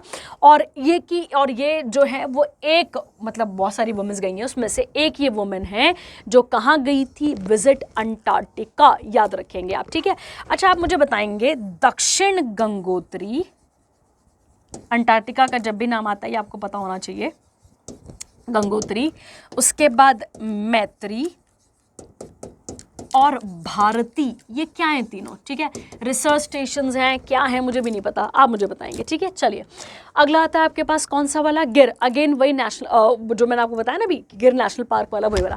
कहता है प्राइम मिनिस्टर नरेंद्र मोदी ने पहली कॉपी रिसीव करी है किसकी? कॉल ऑफ द गिर। ठीक है, याद रखना, ये गिर नेशनल पार्क के बारे में बताती है, और मैंने अभी आपको क्लियर किया था गिर नेशनल पार्क कहाँ पर है? गुजरात में। और ये किसका होम है? एशियाटिक लॉयंस का है। किताब किसने लिखी है? तो परिमल धीरज लाल नथवानी ने लिखी है, जो कि MP हैं राज्यसभा के, कहाँ से? आंध्र प्रदेश से। ये बुक डेडिकेट की जाती है PM को, ताकि उनका जो विजन है किसके प्रति? प्रोजेक्ट लॉयन, अभी बताया 2021 में चला था, और उनका विजन है कब तक का? 2047, विजन फॉर अमृत काल, मतलब इनकी ब्रीड को बढ़ाना है और इनको आगे बढ़ाना है। ठीक है, और अगर आपने 2023 का करंट अफेयर थोड़ा सा भी ध्यान दिया होगा, तो इंडियन गवर्नमेंट ने, अगर आपको याद हो, इंडियन गवर्नमेंट ने जो जो एशियाटिक, ऐसा कह सकते हो, एशियाटिक जो लायंस हैं उनको ट्रांसलोकेट करा था कहाँ पे? Kuno national park. और ये क्वेश्चन बहुत रहा था पेपर में, मध्य प्रदेश में आता है आपके पास कूनो नेशनल पार्क, ये आपने यहाँ पर याद रखना है। ठीक है, चलिए अगला लास्ट आता है डेथ आपके पास। कुछ इंपॉर्टेंट लोगों की डेथ बात कर लेते हैं। ठीक है, इंडियन क्लासिकल डांसर, क्या नाम है इनका? यामिनी कृष्णमूर्ति, इनकी डेथ हो चुकी है। ठीक है, कहाँ से बिलोंग करती थी? तो ये आपको याद रखना है, चित्तूर डिस्ट्रिक्ट, आंध्र प्रदेश से। इनको किन किन चीज़ों से नवाजा गया है? पद्मश्री, पद्म भूषण, पद्म विभूषण। और किस फील्ड में मिला है? ये सब कुछ आर्ट्स के अंदर मिला है। ठीक है, ये किन किन डांसेस में बहुत अच्छी थी? तो भारतनाट्यम, कुचिपुड़ी, उड़ीसी में। और इनकी एक ऑटोबायोग्राफी है, पैशन फॉर डांस किसके साथ लिखी है इन्होंने, तो रेणुका खांडेकर, और कब लिखी थी, 1995 में, ठीक है। यामिनी कृष्णमूर्ति की अगर आप बात करते हैं तो इन्हें संगीत नाटक एकेडमी अवार्ड भी मिल चुका है 1977, और किसके कंट्रीब्यूशन के लिए, भरतनाट्यम के। इन्हें नाट्य शास्त्र अवार्ड भी मिल चुका है, याद रखना है आपने। और उसके अलावा she has also receive the honour of Asthana Nartaki, ठीक है, नर्तकी या रेसिडेंट डांसर, कहाँ पे, आंध्र प्रदेश में, ठीक है। चलिए, इंडिया में कितने क्लासिकल डांसेज हैं, तो आप सबको पता होगा कितने क्लासिकल डांसेज हैं अपने पास, 8 हैं, ठीक है। 8 में से कुछ तो ऐसी ट्रिक बन जाता है आपके पास, देखिए मणिपुरी, ठीक है, मणिपुरी कहाँ टिक करेंगे आप, मणिपुर में टिक करेंगे, ठीक है, याद रखना है आपने, मणिपुरी, मणिपुर आ जाएगा। उड़ीसी, अभी आपको आगे ही बताया था, उड़ीसी कहाँ पर आ जाएगा, उड़ीसा, याद रखना है। कुचिपुड़ी, कुचिपुड़ी अभी आपने पीछे भी पढ़ा, कुचिपुड़ी कहाँ पर आ जाएगा, आंध्र प्रदेश, ध्यान रखना है आपने। भारतनाट्यम, भारतनाट्यम में टी बार बार आ रहा है, भारतनाट्यम, ठीक है, नाट्यम तमिलनाडु, कहाँ पर आ जाएगा, तमिलनाडु में। उसके अलावा आ जाता है आपके पास कथकली, याद रखना है आपने, कथकली केरला आ जाएगा आपके पास, ठीक है। कितने हो गए ये, 4 नहीं, 1 2 3 4 5 हो गए, ठीक है, कथकली। उसके अलावा मोहिनीअट्टम सुना होगा आपने, मोहिनीअट्टम, ठीक है, मोहिनीअट्टम की बात करते हैं, अगेन क्या आंसर आ जाता है आपके पास यहाँ पे, केरला आ जाता है, ठीक है। कितने हो गए, 1 2 3 4 5 6, है ना। उसके बाद आ जाएगा सतरिया, सतरिया कहाँ पर आ जाएगा आपके पास, तो आपको याद रखना है ये कहाँ पर आ जाएगा, असम में। उसके अलावा आ जाएगा कथक, कथक कहाँ पर आ जाएगा, नॉर्थ इंडिया में आ जाएगा आपके पास कथक। और एक छूट रहा है मेरे ख्याल से, है ना, 1 2 3 4 5 6 7 8 हो गया 8, है ना। और उसके अलावा मैंने अभी आपको एक बताया भी था, छाऊ, छाऊ की जब आप बात करते हैं ये सेमी क्लासिकल है, ठीक है, क्या ये भी अपने पास सेमी क्लासिकल डांस है, ये आपको याद रखना है। और फोक डांस और क्लासिकल में क्या फ़र्क होता है, तो जो फोक डांसेस होते हैं बेटा वो आपको याद रखने हैं, वो किसी प्रोफेशनल के द्वारा नहीं किए जाते हैं, पर जब आप किसकी बात करते हैं, क्लासिकल की, तो इसमें प्रोफेशनल लोगों के द्वारा किए जाते हैं, जिसमें जेस्चर्स वगैरह वगैरह इन सब का ध्यान भी रखा जाता है, प्रॉपर अटायर होता है, ये सारी चीज़ें होती हैं, ठीक है। चलिए, अगला आता है आपके पास फॉर्मर वेस्ट बंगाल के जो सीएम थे, क्या नाम था इनका, बुद्धदेव भट्टाचार्य जी, इनकी डेथ हो चुकी है, याद रखना है आपने। और ये किस पार्टी से बिलोंग करते थे, तो आपको याद रखना है कम्युनिस्ट पार्टी से, बिल्कुल क्लियर रखना है आपने, कौन सी पार्टी से बिलोंग करते थे ये, तो आप याद रखेंगे कौन सी पार्टी से बिलोंग करते थे ये, कम्युनिस्ट पार्टी से बिलोंग करते थे। अब देखो क्वेश्चन कैसे बन सकता है यहाँ से, ठीक है। देखो पहला क्वेश्चन बन सकता है जो CPIM वाली है, CPIM मतलब कि जो communist party of India Marxist वाली है, वो कब बनी थी, तो आपको याद रखना है 7 नवंबर 1964 को बनी थी। जो ये M वाली है मतलब मार्क्सिस्ट वाली है, इसका वो क्या चलता है, इसका सिंबल क्या है या फिर इसका लोगो क्या है, तो आप याद रखेंगे सिकल, सिकल के साथ हैमर, और हैमर के साथ ऊपर बना हुआ है स्टार, ये आपको यहाँ पर याद रखना है। कब बनी थी ये, 7 नवंबर 1964 को, और इसका सिंबल क्या आ जाता है आपके पास, सिकल, हैमर, और क्या आ जाता है इसके साथ आपके पास, स्टार आ जाता है, ये आपको याद रखना है, ठीक है। और कम्युनिस्ट पार्टी ऑफ इंडिया कब बनी थी, तो आपको याद रखना है 1925 में बनी थी। इंडिया में कब बनी थी, फिर इसमें स्प्लिट आ गया था, एक फिर मार्क्सिस्ट वाली आइडियोलॉजी को फॉलो करते हैं, ये उन पार्टी के इस पार्टी से बिलोंग करते थे, कौन, क्या नाम था इनका, बुद्धदेव भट्टाचार्य जी, ठीक है। चलिए, ये हो गया आपके पास important current affair. I think आपको यहाँ तक क्लियर हो गया होगा, कोई भी डाउट रहेगा आप पूछ सकते हैं। Thank you, have a nice day.